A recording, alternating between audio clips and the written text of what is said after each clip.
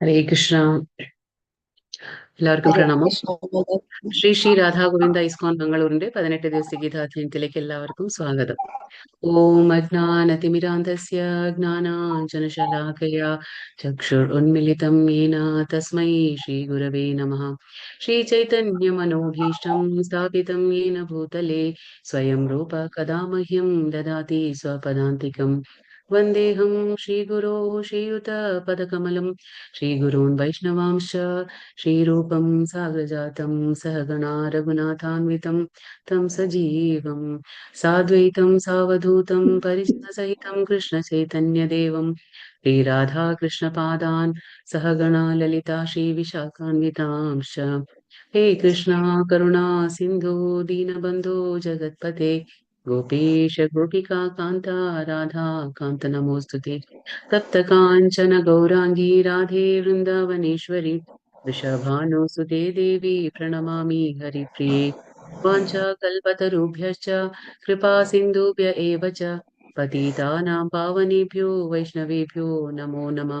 अनंत कोटि वैष्णव की जय। श्रील प्रभुपाद जी। नमो ओम विष्णुपादाय कृष्णपृष्ठाय भूतले श्रीमते भक्तिवेदांत स्वामिन् इति नामिने। नमस्ते सारस्वते देवे गौरवाणी प्रचारिणे निर्विशेष शून्यवादी पाश्चात्य देशतारिणे। जयो श्री कृष्ण चैतन्य प्रभु नित्यानंद श्री अद्वैत गदाधरा श्रीवासादि गौर भक्तवृंद। हरे कृष्णा कृष्ण कृष्ण हरे हरे हरे राम राम राम हरे हरे। ഹരേ കൃഷ്ണ. ഇന്ന് അധ്യായം 16. ഇന്നലത്തെ അധ്യായം 15 നമ്മൾ എന്താ നോക്കിയത്? എന്തായിരുന്നു പേര് 15-ാമത്തെ അധ്യായത്തിന്റെ? പുരുഷോത്തമ യോഗം. എന്തുകൊണ്ടാണ് പുരുഷോത്തമ എന്ന് വിളിക്കുന്ന ഭഗവാനെ നമ്മള്? ഇന്ദ്രിയങ്ങൾക്ക് അതീതനാണ്, ക്ഷരാക്ഷരങ്ങൾക്ക് അതീതനാണ്,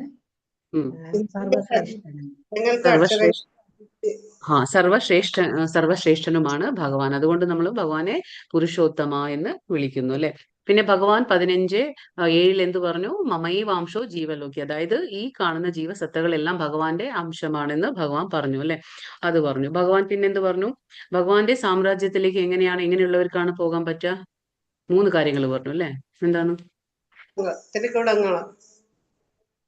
മായ അല്ല, വിദ്യാഭിമാനം, ദുസ്സംസർഗം, മായാമോഹം, ഇതിൽ നിന്ന് ഒഴിഞ്ഞ ആൾക്കാർ. പിന്നെ ഭൗതിക തൃഷ്ണയിൽ പെടാതെ ആ സുഖ ദുഃഖങ്ങളിൽ എന്നാ ദ്വന്ദ്വങ്ങളിൽ നിന്ന് ഉയർന്ന് സ്വയം എങ്ങനെ ഭഗവാനെ സമർപ്പിക്കണം എന്ന് മനസ്സിലാക്കിയ ആൾക്കാർക്ക് എന്താണ് ഭഗവാന്റെ സാമ്രാജ്യം പ്രാപിക്കാൻ പറ്റുമെന്ന് ഭഗവാൻ പറഞ്ഞു.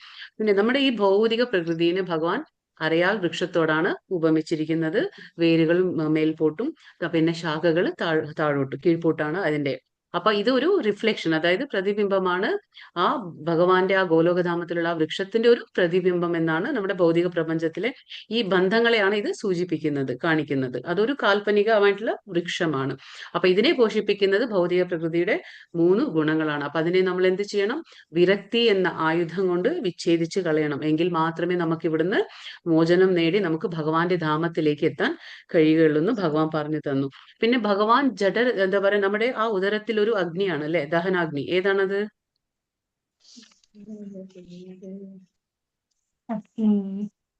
ഉദരത്തിലെ അഗ്നി വൈശ്വാനര. ഭഗവാൻ പറഞ്ഞു ഞാൻ വൈശ്വാനര എന്ന അഗ്നിയാണ് ഉദരത്തിൽ. അപ്പൊ അതാണ് ഭഗവാൻ നമ്മളെ എന്താ പറയുക, നമ്മൾ കഴിക്കുന്ന ഭക്ഷണത്തിന് 4 രീതിയിൽ ഭഗവാൻ പചാമ്യന്നം ചതുർവിധം ദഹിപ്പിക്കുന്നു. ഭഗവാനാണ് അതെല്ലാം നോക്കുന്ന കാര്യം. പിന്നെ ഭഗവാൻ പറഞ്ഞു എന്താ പറയാ, ഈ സസ്യങ്ങൾക്കെല്ലാം ഭഗവാൻ ജീവരസം നൽകുന്നു. ഞാനാണ് ജീവരസം നൽകുന്നത്. ഏതിലൂടെയാണ് ഭഗവാൻ നൽകുന്നത്? എങ്ങനെയാ ഭഗവാൻ ചെയ്യുന്നത്? ചന്ദ്രന്റെ നിലാവിലും അല്ലെ, നിലാവിലൂടെ അങ്ങനെയാണ് ഭഗവാൻ ചെയ്യുന്നത്. അപ്പൊ അത് 15-ാം അധ്യായം കഴിഞ്ഞു. അപ്പൊ ഇന്നിപ്പോ 16-ാമത്തെ അധ്യായം. ഇത് ദൈവാസുര സ്വഭാവങ്ങൾ, അതായത് ദൈവികമായിട്ടുള്ളതും ആസുരികമായിട്ടുള്ള സ്വഭാവങ്ങളെ കുറിച്ചിട്ടുള്ള അധ്യായമാണിത്. അപ്പൊ ഇവിടെ ഭഗവാൻ പറഞ്ഞു കൊടുക്കുകയാണ് എന്താ പറയുക, ദൈവികമായിട്ടുള്ള ആൾക്കാരുടെ ലക്ഷണങ്ങൾ എന്തൊക്കെയായിരിക്കും, ആസുരിക സ്വഭാവക്കാരുടെ ലക്ഷണങ്ങളൊക്കെ എന്തൊക്കെയായിരിക്കും എന്ന് നമുക്കിവിടെ ഇതിൽ നിന്ന് മനസ്സിലാക്കാം. ഭഗവാൻ പറഞ്ഞുതരാണ്. ഓം നമോ ഭഗവതേ വാസുദേവായ. ശ്രീ ഭഗവാനുവാച അഭയം സത്വ സംശുദ്ധിർജ്ഞാനം ജ്ഞാനയോഗ വ്യവസ്ഥിതിഃ ദാനം ദമശ്ച യജ്ഞശ്ച യജ്ഞശ്ച സ്വാധ്യായസ്തപ ആർജവം അഹിംസ സത്യമക്രോധസ്ത്യാഗ ശാന്തിരപൈശുനം ദയാഭൂതേഷു ലോലുപ്തം മാർദവം ഹീരചാപലം തേജ ക്ഷമാ ധൃതി ശൗചം അദ്രോഹാനാഥമാനിത ഭവന്തി സമ്പദം ദൈവീം അഭിജാതസ്യ ഭാരത. ഇവിടെ ഇങ്ങനെ ഭഗവാൻ പറയാണ്, ഇത് ഈ ലക്ഷണങ്ങളൊക്കെ ഭഗവാൻ പറഞ്ഞു കൊടുക്കുകയാണ്. ദൈവികമായിട്ടുള്ള ലക്ഷണങ്ങളെ കുറിച്ചാണ് ഭഗവാൻ പറയുന്നത്. അപ്പൊ എന്താണ് ഭഗവാൻ പറയുന്നത്? പരമ ദിവ്യോത്തമ പുരുഷൻ പറഞ്ഞു, ഹേ ഭാരത, നിർഭയത, അസ്തിത്വത്തിന്റെ ശുദ്ധി, ആധ്യാത്മിക ജ്ഞാനനിഷ്ഠ, ദാനം, പിന്നെന്താ, ആത്മനിയന്ത്രണം, യജ്ഞം, വേദപഠനം, തപസ്, ലാളിത്യം, അഹിംസ, സത്യം, ക്രോധമില്ലായ്മ, ത്യാഗം, ശാന്തി, പരദൂഷണത്തിൽ വെറുപ്പ്, സർവ്വജീവികളോടും കാരുണ്യം, ലോഭമില്ലായ്മ, മൃദുല സ്വഭാവം, വിനയം, സ്ഥിരനിശ്ചയം, തേജസ്, ക്ഷമ, ധൈര്യം, ശൗചം, അസൂയരാഹിത്യം, ബഹുമതിക്കുള്ള വാഞ്ചയില്ലായ്മ, ഇതെല്ലാം ദിവ്യ പ്രകൃതിയാൽ അനുഗ്രഹീതരായ ദൈവീകതയുള്ളവർക്കുള്ള ഗുണങ്ങളാണ്. ഇപ്പൊ ഇത്രയും ഗുണങ്ങളാണ് ഭഗവാൻ പറഞ്ഞു കൊടുക്കുന്നത്. ആർക്കാണിത്? ദൈവീക ഗുണങ്ങളുള്ള ആൾക്കാരുടെ ലക്ഷണങ്ങളാണ്. എന്താണ് ആദ്യം പറഞ്ഞത്? അവർക്ക് ശുദ്ധി ഉണ്ടായിരിക്കും. അവർക്ക് എന്താണ് പിന്നെ ഉണ്ടാക്കുക? അസ്തിത്വത്തിന്റെ ശുദ്ധി ഉണ്ടായിരിക്കും അവർക്ക്. പിന്നെ ആധ്യാത്മിക നിഷ്ഠ, ജ്ഞാനനിഷ്ഠ, അതായത് ആധ്യാത്മിക കാര്യങ്ങളിൽ അവർക്ക് ആ ജ്ഞാനത്തിലെ അവർക്ക് ഒരു നിഷ്ഠ ഉണ്ടായിരിക്കും. ദാനം ചെയ്യുന്നവരായിരിക്കും. ആത്മനിയന്ത്രണം ഉണ്ടായിരിക്കും അവർക്ക്. ആത്മനിയന്ത്രണം എന്ന് പറഞ്ഞാൽ നമുക്ക് ഏതൊരു പ്രകോപനം ഉണ്ടാകുന്ന ആ സാഹചര്യത്തിൽ അവർക്ക് ഒരു നിയന്ത്രണം ഉണ്ടായിരിക്കും, ആത്മനിയന്ത്രണം. പിന്നെ യജ്ഞം, വേദപഠനം, വേദങ്ങളെ അഭ്യസിക്കുന്ന സ്വഭാവം, തപസ്, തപസ് എന്ന് പറഞ്ഞാൽ നമ്മൾ അനുഷ്ഠിക്കുന്ന വ്രതനിഷ്ഠകളൊക്കെ തപസ്സിൽ പെടും. പിന്നെ ലാളിത്യം, സിമ്പിൾ ആയിട്ടുള്ള ഒരു ജീവിതം. പിന്നെ അഹിംസ, അഹിംസ എന്ന് പറയുമ്പോൾ ശാരീരികമായിട്ടുള്ള അഹിംസ മാത്രമല്ല, മാനസികമായിട്ടുള്ള അഹിംസ കൂടിയുണ്ട്. അതായത് മറ്റൊരാളെ നമ്മൾ മാനസികമായിട്ടും നോവിപ്പിക്കാൻ പാടില്ല, അതും അഹിംസയിൽ പെടും. പിന്നെ സത്യം പറയുന്നത്, പിന്നെ ക്രോധമില്ലായ്മ, ദേഷ്യമില്ലാതിരിക്കുക, പിന്നെ ത്യാഗം ചെയ്യുന്ന സ്വഭാവം, ത്യാഗം ചെയ്യുന്ന സ്വഭാവം, പിന്നെ ശാന്തി, പരദൂഷണത്തിൽ വെറുപ്പ്. അതായത് എന്തുകൊണ്ടാണ് പരദൂഷണത്തിൽ വെറുപ്പ് എന്ന് പറഞ്ഞാൽ, നമ്മൾ മറ്റുള്ളവരുടെ കുറ്റങ്ങൾ കണ്ടുപിടിക്കാനോ, കുറ്റങ്ങൾ കണ്ടുപിടിച്ച് മറ്റുള്ളവരുടെ അത് നമ്മൾ പരസ്പരം സംസാരിച്ചു തുടങ്ങുമ്പോൾ എന്താ സംഭവിക്കാന്ന് വെച്ചാൽ, മറ്റുള്ളവർ പാപം ചെയ്തിരിക്കാം, അല്ലെങ്കിൽ കുറ്റം ചെയ്തിരിക്കാം, പക്ഷെ അവരുടെ ആ പാപഫലങ്ങൾ നമുക്കും കൂടിയും കിട്ടുകയാണ്. അതിലെ ഒരു പങ്ക് നമുക്ക് വരാണ്. കാരണം അവർ പ്രവർത്തിച്ചിട്ടുണ്ടെങ്കിൽ നമ്മൾ ആ പ്രവൃത്തിയെ കുറിച്ച് മറ്റുള്ളവരോട് നമ്മളത് ചർച്ച ചെയ്യാണ്. അപ്പൊ എന്താണ്, ആ പരദൂഷണം ചെയ്യുമ്പോൾ എന്താ സംഭവിക്കുക? അവർ ചെയ്തിട്ടുള്ള ആ പാപത്തിന്റെ പങ്ക് നമുക്കും കൂടിയും കിട്ടുകയാണ്. അങ്ങനെ അതിലൊരു വെറുപ്പുണ്ടായിരിക്കണം, നമുക്കത് ചെയ്യാൻ പാടില്ല. പിന്നെ സർവ്വജീവികളോടും കാരുണ്യം, ലോഭമില്ലായ്മ. ലോഭം എന്ന് വെച്ചാൽ നമുക്ക് ഉള്ളതിലും വെച്ച് ഇനിയും ഇനിയും വേണം എന്നുള്ള ആഗ്രഹം, ലോഭം, അത്യാഗ്രഹം. പിന്നെ മൃദുല സ്വഭാവം, വിനയം, സ്ഥിര നിശ്ചയം, എന്തെങ്കിലും ഒരു തീരുമാനമെടുത്താൽ അതിൽ ദൃഢമായിട്ട് നിൽക്കാനുള്ള ഒരു മനസ്സ്, തേജസ്, ക്ഷമ, ധൈര്യം ഉണ്ടായിരിക്കണം. ശൗചം എന്ന് പറഞ്ഞാൽ ആന്തരികമായിട്ടും ബാഹ്യമായിട്ടുള്ള ശൗചം നമ്മൾ പാലിക്കണം. അസൂയരാഹിത്യം, അതായത് മറ്റൊരാളിൽ നമുക്ക് അസൂയ ഉണ്ടാകാൻ പാടില്ല. ബഹുമതിക്കുള്ള ഗോപാലകൃഷ്ണ പ്രഭു മ്യൂട്ട് ചെയ്യണേ. ഹരേ കൃഷ്ണ. അസൂയ രാഹിത്യം, ബഹുമതിക്കുള്ള വാഞ്ചയില്ലായ്മ.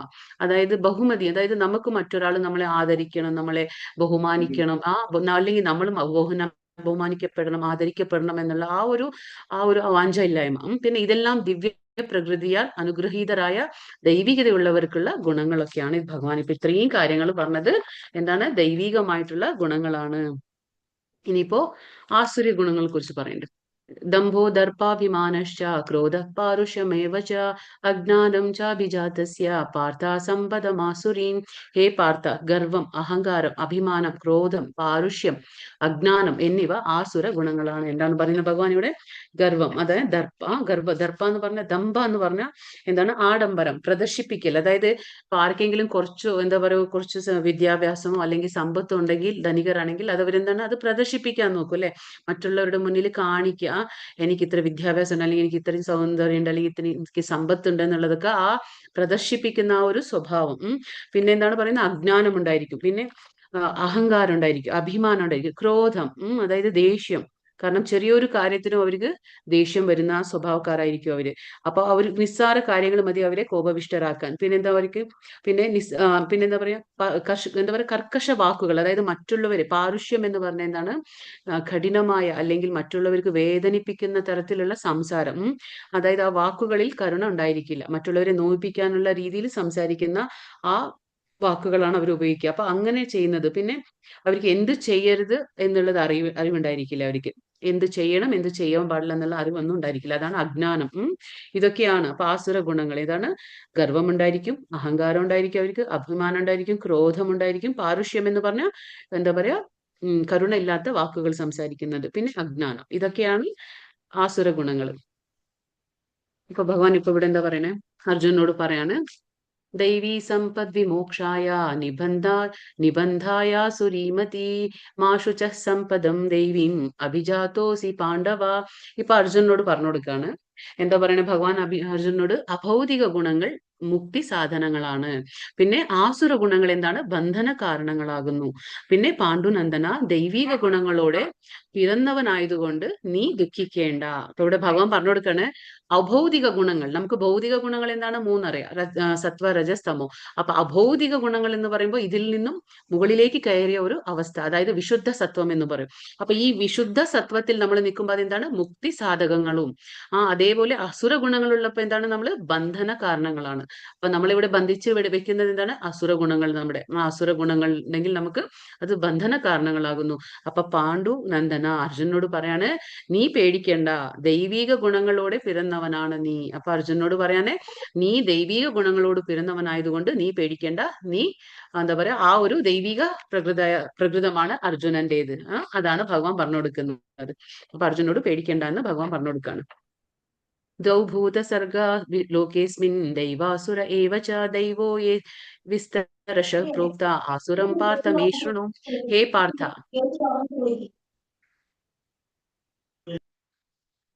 അപ്പൊ പറയാണ്, ഹേ പാർത്ഥ, ഈ ലോകത്തിലുള്ള എല്ലാ സൃഷ്ടികളും ആസുരം ദൈവികം എന്നീ രണ്ട് വിഭാഗങ്ങളിൽ ഒന്നിൽ പെടും. ഞാൻ ദൈവിക ഗുണങ്ങളെ പറ്റി വിസ്തരിച്ചു പറഞ്ഞുവല്ലോ, ഇനി ആസുരങ്ങളായ ഗുണങ്ങളെ കുറിച്ച് പറയാം. അപ്പൊ ഭഗവാൻ പറഞ്ഞു കൊടുക്കാണ്, ഇപ്പൊ ഇത്രയും നേരം ഞാൻ എന്താ നമ്മൾ എന്താണ്? ഒന്നുകിൽ ദൈവിക ഗുണത്തിലായിരിക്കും, അല്ലെങ്കിൽ ആസുര ഗുണത്തിൽ. അപ്പൊ ഈ രണ്ട് ഗുണങ്ങളാണ് ഇവിടെ ഉള്ളത്. അപ്പൊ ഇതിൽ ഏതിലെങ്കിലും ഒന്നില് നമ്മൾ പെടും. അപ്പൊ ഭഗവാൻ പറഞ്ഞു, ഇപ്പൊ ഞാൻ ദൈവിക ഗുണങ്ങളെ കുറിച്ച് പറഞ്ഞു, ഇനി ഞാൻ അങ്ങോട്ട് ആസുര ഗുണങ്ങളെ കുറിച്ച് പറഞ്ഞു തരാമെന്ന് ഭഗവാൻ പറയാണ്. പ്രവൃത്തിം ച നിവൃത്തിം ച ജനാനാ വിദുരാസുരാഹ നശചം നാപി ചാചാരോ ന സത്യം തേഷു വിദ്യത്തെ. അപ്പൊ എന്താ പറയുന്നത് ഇവിടെ? ചെയ്യേണ്ടത് എന്തെന്നോ ചെയ്യരുതാത്തത് എന്തെന്നോ ആസുര സ്വഭാവികൾക്ക് അറിഞ്ഞുകൂടാ. വിശുദ്ധിയോ നല്ല പെരുമാറ്റമോ സത്യസന്ധതയോ അവർക്കില്ല. അപ്പൊ ഇത് ആസുര ഗുണങ്ങളുടെ ലക്ഷണങ്ങൾ ഭഗവാൻ പറഞ്ഞു കൊടുക്കുകയാണ്. എന്താണ് അവിടെ പറയുന്നത്? അതായത് അവർക്ക് ദൈവഗുണങ്ങൾ എന്താണോ, എന്താ പറയാ, ചെയ്യേണ്ടത് എന്താണോ ചെയ്യരുതാത്തത് എന്താണോ എന്നൊന്നും ഈ ആസുരി സ്വഭാവങ്ങളുള്ള ആൾക്കാർക്ക് അറിയില്ല. അവർക്ക് വിശുദ്ധിയോ സത്യസന്ധമായിട്ടിരിക്കില്ല. അവരുടെ സ്വഭാവം എന്താണ്? സത്യസന്ധത അവർക്ക് ഉണ്ടായിരിക്കില്ല. നല്ല പെരുമാറ്റമോ അവരിൽ നമുക്ക് പ്രതീക്ഷിക്കാൻ കഴിയില്ല. അപ്പൊ അവർക്ക് ഈ ശുചിത്വം എന്ന് പറയുമ്പോൾ ബാഹ്യമായിട്ടുള്ള ആ ശുചിത്വം അവർ പാലിക്കില്ല. അതായത് കുളി, നല്ല വസ്ത്രങ്ങൾ അണിയുക, അങ്ങനെയുള്ള ആ സ്വഭാവങ്ങളും അവരിൽ ായിരിക്കില്ല. ആന്തരികമായിട്ട്, അതായത് ഭഗവാന്റെ നാമങ്ങൾ ഉച്ചരിക്കുക, ജപിക്കുക എന്നുള്ളത്, ഭഗവാന്റെ കാര്യങ്ങൾ ചെയ്യുക, ഭക്തിയുടെ സേവനം അനുഷ്ഠിക്കുക, ഇതൊന്നും അവരിൽ കാണാൻ കഴിയില്ല. അപ്പൊ നമ്മൾ പറഞ്ഞു, ഈ ഭഗവാൻ പറഞ്ഞില്ല, രണ്ട് ഗുണങ്ങളിൽ ഏതെങ്കിലും ഒന്നുണ്ടാവും അല്ലെ? ഏത്? ദൈവികമായിട്ടുള്ള ഗുണങ്ങളും ആസുരികമായിട്ടുള്ള ഗുണങ്ങളും. അപ്പൊ ഈ എന്താ പറയാ, ദേവന്മാരും അസുരന്മാരും ആരാണ്? അതായത് ബ്രഹ്മാവിന്റെ മകനാണ് കശ്യപ പ്രജാപതി. കശ്യപ പ്രജാപതിയുടെ എന്താ പറയാ മക്കളാണ് ഇവരൊക്കെ. അതായത് കശ്യപ പ്രജാപതിക്ക് രണ്ട് ഭാര്യമാരാണ്, ഒന്ന് ദിതി, ഒന്ന് അദിതി. അപ്പൊ അദിതിയുടെ മക്കളാണ് ദേവന്മാര്. അതായത് കശ്യപന് രണ്ട് ഭാര്യമാര്, അദിതിയുടെ മക്കള് ദേവന്മാരും ദിതിയുടെ മക്കള് അസുരന്മാരാണ്. അപ്പൊ അങ്ങനെയാണ്. അപ്പൊ എന്താ പറയുക, ദൈവഗുണമുള്ളവർക്ക് എന്താണ്? ദൈവഗുണത്തിലുള്ളവർ എന്താണ്? അവരൊരു നിയന്ത്രിത ജീവിതമാണ് ജീവിക്കുന്നത്. കാരണം അവരെന്താണ്? ധർമ്മഗ്രന്ഥങ്ങളുടെ അടിസ്ഥാനത്തിലാണ് അവരുടെ ജീവിതം ചിട്ടപ്പെടുത്തുന്നത്. അപ്പൊ അവർക്ക് അവരുടെ പ്രവൃത്തിയും ആ രീതിയിലായിരിക്കും. കാരണം അവർ പേടിക്കും എന്തിനെ? ധർമ്മശാസ്ത്രങ്ങളെ. കാരണം അതിന്റെ അടിസ്ഥാനത്തിലാണ് അവർ ജീവിക്കുന്നത്. അപ്പൊ ഒരു നിയന്ത്രിതമായിട്ടുള്ള ജീവിതമാണ് അവരുടെ. നേരെ മറിച്ച് ഈ ആസുര ഗുണങ്ങളുടെ എന്താ പറയുക, ആസുര ഗുണങ്ങൾ ഉള്ള ആൾക്കാർക്ക് എന്താണ്? അവർക്ക് യാതൊരു ധർമ്മശാസ്ത്രവും അവർക്ക് ഉണ്ടാവില്ല. അവർക്ക് നിയന്ത്രിത ജീവിതമല്ലായിരിക്കും അവർ ജീവിക്കുന്നത്. ഇവിടെ എന്താ പറയാൻ നോക്കുക നമുക്ക്. അസത്യം പ്രതിഷ്ഠം തേ ജഗുദാഹുർനീശ്വരം അപരസ്പര സംഭൂതം കിം അന്യത് കാമഹൈതുകം. ഈ പ്രപഞ്ചം അസത്യവും അടിസ്ഥാനരാഹിത്യവും ആണെന്നും പിന്നെ അതിന് ദാതാവായി ഈ ഈശ്വരനില്ലെന്നും അവർ പറയുന്നു. അപ്പൊ ഇവർക്ക് അവിടെ എന്താ പറയുന്നത്? ഈ പ്രപഞ്ചം എന്താണ്? അത് തനിയെ ഉണ്ടായതാണ്. അതായത് ഈ എന്താ പറയാ ഭൗതിക പദാർത്ഥങ്ങളുടെ ആ സമ്മിശ്രത്തിൽ ഉണ്ടായതാണ്, ഉത്ഭവിച്ചതാണെന്ന് അവർ ചിന്തിക്കുകയും ഇതിന്റെ പുറകിൽ ഒരു ഈശ്വരനുണ്ട്, ഈ കാണുന്ന ഭൗതിക പ്രപഞ്ചത്തിന്റെ സൃഷ്ടകർത്താവായിട്ട് ഒരു ഈശ്വരനുണ്ട് എന്ന് അവർ ചിന്തിക്കുന്നില്ല. പിന്നെ അവരെന്താ വിചാരിക്കുന്നത്? ഇതൊക്കെ ഒരു അസത്യമാണ്, ഈ ഭൗതിക പ്രപഞ്ചം ഒരു അസത്യമാണ്, ഇതിനൊന്നും അടിസ്ഥാനമില്ല, അടിസ്ഥാനരഹിതമാണെന്നാണ് അവര് പറയാ.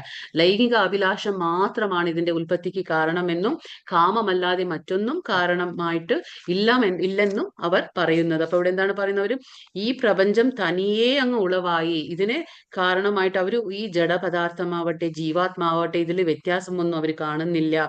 അവര് ആത്മാവിന്റെ തലത്തിൽ ചിന്തിക്കുന്നത് പോലുമില്ല. അവർക്ക് ഈ ആത്മാവുണ്ടെന്നോ വീണ്ടും ഒരു ജന്മം ഉണ്ടാവുമെന്നോ അതൊന്നും അവർ ചിന്തിക്കുന്നില്ല. ഇത് വെറുതെ അങ്ങ് ഉളവായി. ഈ ഭൗതിക പ്രപഞ്ചം എങ്ങനെയാണ്? ഇതിന്റെ പുറകിൽ ഒരു ഈശ്വരൻ ഇല്ല, ഇതിന് അടിസ്ഥാനമില്ല, അങ്ങനെയൊക്കെയാണ് അവരുടെ ചിന്ത. പക്ഷെ നമുക്ക് മനസ്സിലായില്ലേ, 10ാമത്തെ അധ്യായത്തിൽ ഭഗവാൻ കൃത്യമായിട്ട് പറഞ്ഞു തരുന്നു. എന്താ പറയാ ഭഗവാൻ? എന്താ പറയാ? അഹം സർവസ്യ പ്രഭുവോ മത്തസർവം പ്രവർത്തത്തെ. അതായത് ഭൗതിക ലോകങ്ങളായിക്കോട്ടെ ആധ്യാത്മിക ലോകമായിക്കോട്ടെ ഇതിനെല്ലാം സൃഷ്ടികർത്താവാരാണ്? ഭഗവാൻ തന്നെയാകുന്നു. അപ്പൊ ഭഗവാൻ തീർച്ചയായിട്ടും പറഞ്ഞു കൊടുക്കുകയാണ്, അല്ലെ, ഇതൊക്കെ ഞാൻ സൃഷ്ടിച്ചതാണ്. പിന്നെ ഇതിന്റെ എന്താ പറയാ? മയധ്യക്ഷേണ പ്രകൃതി സൂയത്തെ സചരാചര. അതായത് എന്റെ അധ്യക്ഷതയിൽ, അതായത് എന്റെ നിരീക്ഷണത്തിലാണ് പ്രകൃതി, അതായത് ഈ മായാദേവി എല്ലാം നിരീക്ഷിച്ചു കൊണ്ടിരിക്കുന്നത്, ഭഗവാന്റെ അധീനതയിലാണ് എല്ലാം എന്ന് ഭഗവാൻ പറയുന്നു. പക്ഷെ ഇതിലൊന്നും അവർക്ക് വിശ്വാസം ഉണ്ടാവില്ല. അവർക്ക് എന്താണ് പറയുന്നത്? ലൈംഗിക അഭിലാഷം മാത്രമാണ് ഇതിന്റെ ഉൽപ്പത്തിക്ക് കാരണം. അപ്പൊ ഈ കാമം അല്ലാതെ വേറൊന്നുമില്ല. അതാണ് അവർ ചിന്തിക്കുന്നത്. അപ്പൊ ആത്മാവിന്റെ നിലനിൽപ്പിനെ കുറിച്ചുള്ള ഒരു ചിന്തയും അവർക്കുണ്ടല്ലോ, അങ്ങനെ ഒരു പ്രശ്നമേ അവർക്ക് ഉദിക്കുന്നില്ല. ഇതൊക്കെയാണ് അവരുടെ കുഴപ്പങ്ങൾ. एतां दृष्टिम् अवष्टभ्य नष्टात्मनो अल्पबुद्धयः प्रभावन्ति उग्रकर्मणः ക്ഷയായ ജഗതോ അഹിതാഹ. ഈ നിഗമനങ്ങളെ പിന്തുടർന്ന് സ്വയം നഷ്ടപ്പെട്ടവരും അസുരന്മാരായ ഈ അല്പബുദ്ധികൾ എന്താ ചെയ്യുന്ന? ലോകനാശകരങ്ങളായ കൊടും ക്രിയകളിൽ ഏർപ്പെടുന്നു. ഉഗ്രകർമ്മണ എന്ന് പറഞ്ഞാൽ എന്താണ്? ക്രൂരമായ അല്ലെങ്കിൽ ദുരിതപൂർണമായ കർമ്മങ്ങളിൽ ഏർപ്പെടുന്ന ആൾക്കാരെ ഉഗ്രകർമ്മം, അതായത് ഉഗ്രകർമ്മം എന്ന് പറഞ്ഞു. അപ്പൊ അവരെന്താണ്? ഈ നിഗമനങ്ങളെ ഒന്നും പിന്തുടർന്ന് അവരെന്താണ്? സ്വയം നഷ്ടപ്പെട്ടവരും അസുരന്മാരായ ഈ അല്പബുദ്ധികളാണ് ഇവർക്ക് അവരുടെ ബുദ്ധി എന്താണ്? അല്പബുദ്ധികളാണ്. ഇവരെന്താ വിചാരിക്കുക? അവരെന്താ വിചാരിക്കുക? ഭൗതികമായിട്ടുള്ള ആധുനികമായിട്ടുള്ള നമ്മൾ കാണുന്ന എന്ത് ഭൗതിക നേട്ടങ്ങളൊക്കെ എന്താണ്? നമ്മുടെ മനുഷ്യ സംസ്കാരത്തിന്റെ ആ ഒരു എന്താ പറയാ, അത് നമ്മളെ മുന്നോട്ട് നയിക്കുന്ന ഒന്നാണെന്ന് അവർ ചിന്തിക്കും. പക്ഷെ അത് അങ്ങനെയല്ല. ഇപ്പൊ നമുക്ക് ഈ ചിത്രത്തിൽ എന്താ കാണുന്നത്? അണ്വായുധം, അല്ലെ, ന്യൂക്ലിയർ വെപ്പൺസ്. ഇത് ഭഗവാൻ എന്താണ് 5000 വർഷങ്ങൾക്ക് മുമ്പേ കലിയുഗത്തിൽ എന്താ സംഭവിക്കാൻ പോകുന്നതെന്ന് ഭഗവാൻ പ്രവചിച്ചിരിക്കുകയാണ്. അതായത് പ്രത്യക്ഷമായിട്ടല്ല, പരോക്ഷമായിട്ട് പ്രവചിച്ചിരിക്കുകയാണ്. അപ്പൊ നമുക്കറിയാം അതിനു വേണ്ടി ഇപ്പൊ ഇന്നിപ്പോ എന്താണ് മോഡേൺ സൊസൈറ്റി, സയൻസ് എന്താ പറയുന്നത്? ന്യൂക്ലിയർ വെപ്പൺസിനെ എല്ലാം കണ്ടുപിടിച്ചു. അപ്പൊ ഇതൊക്കെ കണ്ടുപിടിച്ച് ഇവരൊക്കെ അതൊക്കെ നമ്മുടെ എന്താ പറയാ ഭൗതികമായിട്ടുള്ള മുന്നേറ്റം എന്ന് എന്താ പറയാ ആ ഒരു നമ്മൾ എന്താ പറയാ ഭൗതികമായിട്ടുള്ള നേട്ടങ്ങളാണെന്ന് ഇതൊക്കെ അവർ കരുതാണ്. അതായത് നമ്മുടെ സമൂഹത്തെ മുന്നോട്ട് കൊണ്ടുപോകാനുള്ള നേട്ടങ്ങളാണെന്നൊക്കെ അവർ വിചാരിക്കുകയാണ്. പക്ഷെ ഇത് അങ്ങനെയല്ല. അതെന്താ? ഇത് നമ്മളെ നശിപ്പിക്കാനുള്ളതാ. കാരണം ഒരു യുദ്ധം സംഭവിക്കുമ്പോൾ എന്താ സംഭവിക്കുക? അത് ലോകത്തെ സംഹരിക്കാനല്ല, എല്ലാ ലോകത്തെ നശിപ്പിക്കാനുള്ള കഴിവുണ്ടല്ലേ ഇതിനെ. അപ്പൊ അതൊക്കെ എന്താണത്? അത് അവരുടെ നമ്മുടെ ആ ഒരു സംസ്കാരത്തിന്റെ അത് നേട്ടമല്ല, അത് നമ്മൾ തന്നെ സ്വയം വരുത്തുന്ന നാശമാകുന്നു, അല്ലെ, അണ്വായുധമൊക്കെ. അപ്പൊ ഈ കണ്ടുപിടുത്തങ്ങളൊക്കെ എന്താണ്? നമ്മളെ മുന്നോട്ടല്ല നയിക്കുന്നത്, നമ്മളെ പുറകോട്ടാണ് നയിക്കുന്നത്. പക്ഷെ ഇങ്ങനെ ഈ കലിയുഗത്തിൽ എന്താണ്? ആൾക്കാരൊക്കെ എന്താണ്? മനുഷ്യന്മാരോടാവട്ടെ മൃഗങ്ങളോടാവട്ടെ ഒരു ദയവും ഉണ്ടാവില്ല. അവർക്ക് അന്യോന്യം എന്താ പറയാ ആ സാഹചര്യത്തിൽ, ഒരേ സാഹചര്യത്തിൽ നമ്മൾ എങ്ങനെ ജീവിക്കണം, അവരോടൊരു സഹതാപം കാണിച്ചിട്ട് ആ പ്രാണിവർഗത്തോടായിക്കോട്ടെ അവരോടൊക്കെ ഒരു സഹതാപം കാണിച്ച് നമ്മൾ എങ്ങനെ ജീവിക്കണം എന്ന് പോലും ഇവർക്ക് അറിഞ്ഞുകൂടാ. അപ്പൊ ഇവരുടെ അല്പബുദ്ധികളാണ്, ഇവര് ലോകനാശങ്ങളാണ് ഇവര് വരുത്തുന്നത്. മമാശ്രിത്യ ദുഷ്പൂരം ദംഭമാനാ മദാൻവിതാ മോഹാത് ഗൃഹീത്വ സദ്ഗ്രാഹാൻ പ്രവർത്തന്തെ അശുചിവ്രതാഹ. അടക്കാനാവാത്ത കാമം പൂണ്ട ദമ്പം ദുരഭിമാനം എന്നിവയിൽ മുഴുകി വ്യാമോഹിതരാകുന്ന ഇവരെന്താണ്? അസുര സ്വഭാവികൾ. ക്ഷണികമായതിൽ ആകൃഷ്ടരായി എന്നും വൃത്തിഹീനമായ കർമ്മങ്ങൾ തന്നെ ചെയ്തു വരുന്നു. അപ്പൊ ഇവരെന്താ ചെയ്യുന്നേ? ഇവർക്ക് ക്ഷണികമായിട്ടുള്ള ആ സുഖം വേണം, അല്ലാതെ അവർക്ക് ആ ഭഗവാന്റെ എന്താ പറയാ ശാശ്വതമായ ആനന്ദത്തിലേക്കോ ഭഗവാന്റെ ധാമത്തിലേക്കോ ഹരേ എത്താൻ അല്ല ഹരേ ഹരേ ഹരേ കൃഷ്ണ മാതാജി. ആ 10ാമത്തെ ശ്ലോകം കാമാശ്രിത്യ എന്നല്ലേ മാതാജി കാണുന്ന അല്ല ഇതിലെ അല്ല ബുക്കിൽ? അല്ല അല്ല, മമ ആശ്രിത്യ. Okay thank you. ഓക്കെ. അപ്പൊ ഇത് എന്താ പറയുന്നത് ഇവിടെ? അടക്കാനാവാത്ത കാമാശ്രിത്യാണോ? ഒരു മിനിറ്റ്, ഇതിൽ ഞാൻ നോക്കിട്ടില്ല, ഒരു സെക്കൻഡ്. മാതാജി എന്റെ ബുക്കിലും കാമമാശ്രിത്യ അതെയോ, എന്നുള്ളത്. ഒരു മിനിറ്റ്, ഇതില് പ്രിന്റിംഗ് മിസ്റ്റേക്ക് ആയിരിക്കും. എന്തേലും അങ്ങനെ. ആണോ? ആ, കാമം കാമത്തെ എന്നുണ്ട് മീനിങ്. അതെയോ, പ്രിന്റിംഗ് മിസ്റ്റേക്ക്, ഇതില് മിസ്റ്റേക്ക് ആയിരിക്കും. ആശ്രയിച്ചിട്ട് കാമാൻ തന്നെയുള്ളതല്ലേ? ഒരു മിനിറ്റ്. ആ,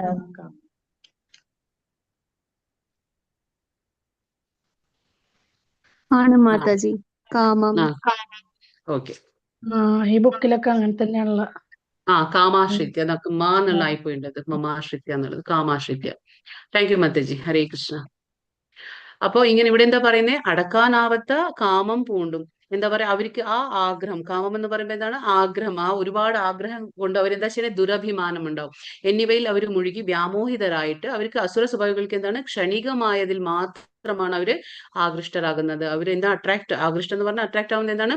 ക്ഷണിക സുഖത്തിൽ മാത്രമാണ് അവര് ആകൃഷ്ടരാകുന്നത് എന്ന് വൃത്തിഹീനമായ കർമ്മങ്ങൾ മാത്രമാണ് അവര് ചെയ്തു പോകുന്നത് എന്ന് ഇവിടെ കാണിക്കുന്നു. അതായത് അവർക്ക് എന്താണ്?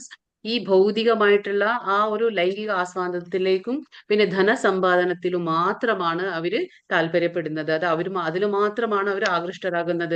അപ്പൊ ഈ സ്വഭാവത്തിൽ അവർ ഈ ക്ഷണികമായ സുഖത്തിന്, അതായത് ഈ ഭൗതിക പ്രപഞ്ചം കാണുന്നത് എന്റെ സന്തോഷത്തിനും എനിക്ക് എന്താ പറയാ ആ എൻജോയ് ചെയ്യാൻ, അതായത് ക്ഷണികമായാലും അവരുടെ ആ ക്ഷണികമാണ് ആ സുഖം എന്ന് അവർ ചിന്തിക്കുന്നില്ല. അപ്പൊ പക്ഷെ അവർ ആ സുഖത്തിന് വേണ്ടി മാത്രം ശ്രമിച്ചുകൊണ്ട് എന്താണ്?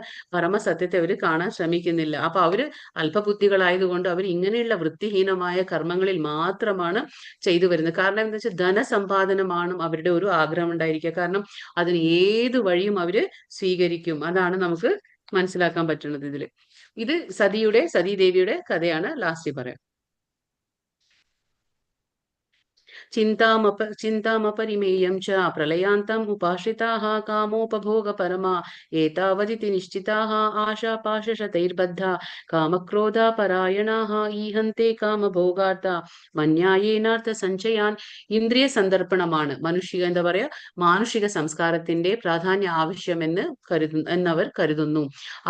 അക്കാരണത്താൽ ജീവിത അവസാനം വരെയും അളവറ്റ വ്യാകുലതയോടെ കഴിഞ്ഞുകൂടേണ്ടതും ആയി വരുന്നു. അനേകമായിരം ആഗ്രഹങ്ങളുടെ വലക്കെട്ടിൽ അകപ്പെട്ട് അവർ കാമക്രോധങ്ങൾക്ക് അധീനരായി സുഖഭോഗങ്ങൾക്കായി അന്യായമായിട്ടെങ്കിലും അവർ ധനം സമ്പാദിക്കുന്നു. അതാണ് അവർക്ക് എന്താണ്? അവർക്ക് വേണ്ടത് എന്താണ്? ആ കാമാസക്തി മൂലം അല്ലെങ്കിൽ അവർക്ക് ധനപ്രാപ്തിക്ക് വേണ്ടിയിട്ട് അവര് അന്യായമായിട്ടെങ്കിലും, അത് ഏത് വഴിയാണെന്ന് അവർ ആലോചിക്കില്ല, അവർ ഏത് വഴിയും സ്വീകരിക്കാൻ തയ്യാറായിരിക്കും. ധനം സമ്പാദിക്കണം എന്ന് മാത്രം അവർക്കുള്ള ആ ഒരു ആഗ്രഹം എന്താണ്? എങ്ങനെ ആയാലും ആ ഇന്ദ്രിയ സന്ദർപ്പണമാണ് മനുഷ്യ സംസ്കാരത്തിന്റെ ഒരു പ്രധാന ആവശ്യം. അതായത് നമ്മുടെ ഇന്ദ്രിയങ്ങളെ നമ്മൾ തൃപ്തിപ്പെടുത്തണം. നമ്മൾ പറഞ്ഞില്ലേ, ഋഷികേശ എന്ന് പറഞ്ഞ ഭഗവാൻ, അപ്പൊ ഇന്ദ്രിയങ്ങളുടെ നാഥനാണ്. അപ്പൊ നമ്മൾ എപ്പോഴാണ് ഭഗവാന്റെ ഇന്ദ്രിയങ്ങളെ തൃപ്തിപ്പെടുത്താൻ നോക്കുന്നത്, അപ്പോഴാണ് നമ്മുടെ ആ ഒരു കർമ്മം എന്താ പറയുക ശുദ്ധീകരിക്കപ്പെടുന്നത്. പക്ഷെ നമ്മൾ നമുക്ക് വേണ്ടി മാത്രം കർമ്മം ചെയ്യുമ്പോൾ അത് നമ്മളെ ബന്ധിക്കുന്നു. അപ്പൊ ഇവരുടെ വിചാരം എന്താണ്? ഈ ഭൗതിക പ്രപഞ്ചം എനിക്ക് വേണ്ടി മാത്രം ഭഗവാൻ ഉണ്ടാക്കിയിട്ടുള്ളതാണ്. അപ്പൊ അത് എനിക്ക് ആസ്വദിക്കാനുള്ളതാണ്, എനിക്ക് എൻജോയ് ചെയ്യാനാണ്. അപ്പൊ അളവറ്റ വ്യാകുലതയോടെ കഴിഞ്ഞുകൂടേണ്ടതായും വരുന്നവർക്ക് എന്താണ്? ആ വ്യാകുല അവർ മരിക്കും വരെ എന്താണ്? അതേ ഒരു ആങ്സൈറ്റി, അതേ ഒരു ഉത്കണ്ഠ, അതിൽ തന്നെ അവരിയ്ക്കും. കാരണം വീണ്ടും വീണ്ടും ആ ധനം സമ്പാദിക്കണം, എന്താ പറയാ, ധനത്തെ അർജിക്കണം എന്നുള്ള ആ ചിത്തത്തിലാണ് നമ്മൾ കാണുന്നത്. എന്താ പറയാ, ദേവകിയുടെ കല്യാണം കഴിഞ്ഞിരിക്കുകയാണ്. വസുദേവരാണ് അല്ലെ, കംസന്റെ അനിയത്തിയാണ് ദേവകി. അപ്പൊ കംസൻ സ്വയം എന്താണ്? അനിയത്തിയുടെ കല്യാണം കഴിഞ്ഞ് തേരാളിയായിട്ട് കൊണ്ടുപോകണം ആരെ? അനിയത്തിനെയും ഭർത്താവിനെയും. പക്ഷെ അങ്ങനെ കൊണ്ടുപോകുന്ന സമയത്ത് ഒരു അശരീരി ഉണ്ടാകുന്നു. എന്താണ് അശരീരി പറയുന്നത്? അതായത് ദേവകിയുടെ ഗർഭത്തിലെ 8ാമത്തെ പുത്രൻ അത് നിന്നെ വധിക്കുമെന്ന് പറഞ്ഞു. അപ്പൊ അത് കേട്ട വശം അതാണ്, സ്വന്തം അനിയത്തിയാന്ന് പോലും നോക്കില്ല. അസുര സ്വഭാവമാണ്, അതായത് ചിന്തിക്കുന്നില്ല, ചിന്തിക്കാൻ ഒട്ടും സമയം കൊടുക്കുന്നില്ല. ഉടനടി എന്താണ്? വാളെടുത്ത് ഒരു കയ്യിൽ ദേവകിയുടെ മുടിയും പിടിച്ച് അവര് എന്താ പറയാ വധിക്കാൻ നോക്കാണ് ദേവകിനെ. അപ്പോഴത്തേക്കും വസുദേവർ പറയും, അത് ആൺകുഞ്ഞായാലും പെൺകുഞ്ഞായാലും ഞാൻ എല്ലാം അങ്ങേക്ക് തന്നോളാം, ദേവകിക്ക് ഉണ്ടാകുന്ന ഏത് കുഞ്ഞായാലും ഞാൻ അങ്ങേക്ക് തന്നോളാം എന്ന് പറയുമ്പോൾ മാത്രം അത് സമ്മതിക്കുകയാണ് ആര്? കംസൻ. അപ്പൊ ഇതാണ് അസുര ലക്ഷണങ്ങൾ, അസുര സ്വഭാവങ്ങൾ. അതായത് ഒന്നും ചിന്തിക്കില്ല, മുന്നോട്ടും പിന്നോട്ടും ഒന്നും അവര് ചിന്തിക്കാൻ ക്ഷമ കാണിക്കാത്ത ആൾക്കാരാണ്. പിന്നെ ആസുര സ്വഭാവി ഇങ്ങനെ വിചാരിക്കും. ആസുര സ്വഭാവികൾ എങ്ങനെയാണ് അവർ സാധാരണയായിട്ട് ചിന്തിക്കുക? അതാണ് ഇവിടെ പറയുന്നത്. ഇന്ന് എനിക്ക് ഇത്രയേറെ ധനമുണ്ട്. എന്റെ പദ്ധതികൾ അനുസരിച്ച് ഞാൻ ഇനിയും ധനം ആർജിക്കും. അവരുടെ ചിന്ത എന്തായിരിക്കും? വരും ധനം ആർജിക്കൽ മാത്രമാണ്. അതെന്താ പറയാ, നമ്മൾ പണത്തെ ഇങ്ങനെ വാരി വാരി കൂട്ടി എടുത്തു വെക്കണം. അത് എന്റെ കഴിഞ്ഞ് എന്റെ കാലാനന്തരം എന്താണ് എന്റെ മക്കൾക്ക്, അത് കഴിഞ്ഞ് എന്റെ പേരക്കുട്ടികൾക്ക്. അപ്പൊ അത് ഇങ്ങനെ കൂട്ടി വെക്കുന്ന ഒരു പ്രവണത മാത്രമാണ് അവരിൽ കാണാൻ കഴിയുന്നത്. അപ്പൊ പറയുന്നത് ധനമുണ്ട് ഇന്ന് എനിക്ക്, ഇനി അത് പദ്ധതികൾ ഒരുപാട് പദ്ധതികളുണ്ട്, ആസൂത്രണം ചെയ്യും അവര് അല്ലെ. ഇനിയും എനിക്ക് ധനം ആർജിക്കാൻ പറ്റും. ഇത്ര ധനം എനിക്ക് ഇപ്പോഴുണ്ട്. ഇതൊക്കെയാണ് അവരുടെ കണക്ക് കൂട്ടല്. അത് ഭാവിയിൽ കൂടി കൂടി വരികയും ചെയ്യും. അയാൾ എന്റെ ശത്രുവാണ്. ഇതൊക്കെയാണ് അവരുടെ ചിന്ത. സാധാരണ ഒരു പണ്ഡിതൻ എങ്ങനെ കാണുന്നത്? ആരെയും ശത്രുഭാവത്തിൽ കാണുന്നില്ല അല്ലെ, ശത്രു മിത്രം എന്നില്ല. കാരണം എല്ലാവരിലും ഭഗവാൻ വസിക്കുന്നുണ്ട്. അപ്പൊ ശത്രുവും ഇല്ല മിത്രവും ഇല്ല, എല്ലാവരും ഒരുപോലെയാണ്. അപ്പൊ അയാൾ എന്റെ ശത്രുവാണ്, ഞാൻ അയാളെ കൊന്നു, ഇനിയുള്ള ശത്രുക്കളെയും ഞാൻ കൊല്ലുന്നു. അപ്പൊ ഇങ്ങനെയാണ് അവരുടെ ധാരണ. അതായത് ഈ ഞാൻ എന്റെ എന്നുള്ള ആ മിഥ്യ അഹംഭാവം, അതായത് എന്നെ കൊണ്ട് പറ്റും, ഇതിന്റെ പുറകിലാരാണ്? ഒരു ഭഗവാൻ ഉണ്ട് എന്നുള്ളത് അവർ ചിന്തിക്കുക പോലും ഇല്ല. ഇനിയുള്ള ശത്രുക്കളെയും ഞാൻ കൊല്ലും, എന്റെ എല്ലാറ്റിനും ഞാനാണ് എല്ലാറ്റിനും ഉടമയാണ്. അപ്പൊ ഞാൻ പറഞ്ഞില്ലേ മിഥ്യ അഹംഭാവം, അതായത് ഞാൻ എന്റെ എന്നുള്ള മിഥ്യ അഹംഭാവം. ഞാൻ സുഖിയാണ്, ഒരു ഇല്യൂഷൻ എന്ന് പറയും. നമ്മൾ തെറ്റിദ്ധരിക്കുകയാണ്. നമ്മളിവിടെ സുഖമായിട്ട് ജീവിക്കാൻ കഴിയില്ല. നമ്മൾ പറഞ്ഞില്ലേ ശാശ്വതമായ ആനന്ദം കിട്ടുക ആത്മാവിന്റെ തലത്തിൽ മാത്രമാണ്. പക്ഷെ ഇത് തെറ്റിദ്ധാരണയാണ്. ഞാൻ ഇവിടെ സുഖമായിട്ട് ജീവിക്കുകയാണെന്ന് വിചാരിക്കും. പിന്നെ എല്ലാം തികഞ്ഞവനാണ്, ബലവാനാണ്, സന്തുഷ്ടനാണ്, സമ്പന്നനാണ്, കുലീനരായ ബന്ധുമക്കൾ എനിക്കുണ്ട്. ഇതൊക്കെയാണ് നമ്മുടെ തെറ്റിദ്ധാരണ. എന്നോളം ശക്തിമാനും സന്തോഷവാനുമായി ആരുണ്ട്? ഞാൻ യാഗങ്ങൾ അനുഷ്ഠിക്കുന്നു, ദാനം ചെയ്യുന്നു, സന്തോഷിക്കുന്നു എന്നെല്ലാം ഓർത്തവർ അജ്ഞാനത്താൽ മോഹിതരാകുന്നു. ഇതൊക്കെ അജ്ഞാനമാണ്. പക്ഷെ അവർക്കത് തോന്നില്ല. കാരണം അജ്ഞാനത്തിൽ അവർ നിൽക്കുമ്പോൾ അവർക്ക് ആരെങ്കിലും വന്ന് ഉപദേശിക്കണ്ടേ അല്ലെ. ഉപദേശിച്ചാലല്ലേ അവർക്ക് മനസ്സിലാവുള്ളൂ. അവർ ചിന്തിച്ചു കൂട്ടുന്നതെല്ലാം തെറ്റാണെന്ന്. പക്ഷെ അവർ മറ്റുള്ളവർ ഉപദേശിക്കുമ്പോൾ അത് കേൾക്കാൻ പോലും തയ്യാറാകാത്ത ആൾക്കാരാണ് ഇവര്. അതുകൊണ്ട് അവർക്കൊന്നും തന്നെ തോന്നില്ല. ഇതൊക്കെ ഭഗവാൻ ഇതെന്താ പറയാ, ഇതൊക്കെ മറ്റുള്ളവർ ജ്ഞാനം കൊടുക്കുമ്പോഴും അവർക്ക് അതൊന്നും ആവശ്യമില്ല. അനേകചിത്ത വിഭ്രാന്ത മോഹജാല സമാവൃതാഹ പ്രസക്ത കാമഭോഗേഷു പതന്തി നരകേഷു ചോ. ഇങ്ങനെ പലവിധം ആകാംക്ഷകളിൽ പെട്ട് വലഞ്ഞും വ്യാമോഹത്തിന്റെ വലയിൽ കുടുങ്ങിയും ഇന്ദ്രിയ സുഖങ്ങളിൽ അത്യാസക്തരായി അവർ നരകത്തിൽ വീഴുന്നു. അപ്പൊ എന്താ പറയുന്നത് ഭഗവാൻ? ഈ രീതിയിലുള്ള പലവിധ ആകാംക്ഷകളുണ്ട്, അതിൽ അകപ്പെട്ടവർ എന്താണ് ചെയ്യണേ? വലഞ്ഞും വ്യാമോഹത്തിന്റെ വലയിൽ കുടുങ്ങിയും. വ്യാമോഹം എന്ന് പറഞ്ഞാൽ നമ്മൾ പറഞ്ഞില്ലേ, ഒരുപാട് എന്താ പറയാ ആഗ്രഹങ്ങൾ കൂടി കൂടി വർദ്ധിച്ച്, അതായത് ശരിയായാലും തെറ്റായാലും അവർക്ക് എന്ത് തന്നെ ആയാലും അവര് വിചാരിച്ച കാര്യങ്ങളും അവർക്ക് നടത്തണം.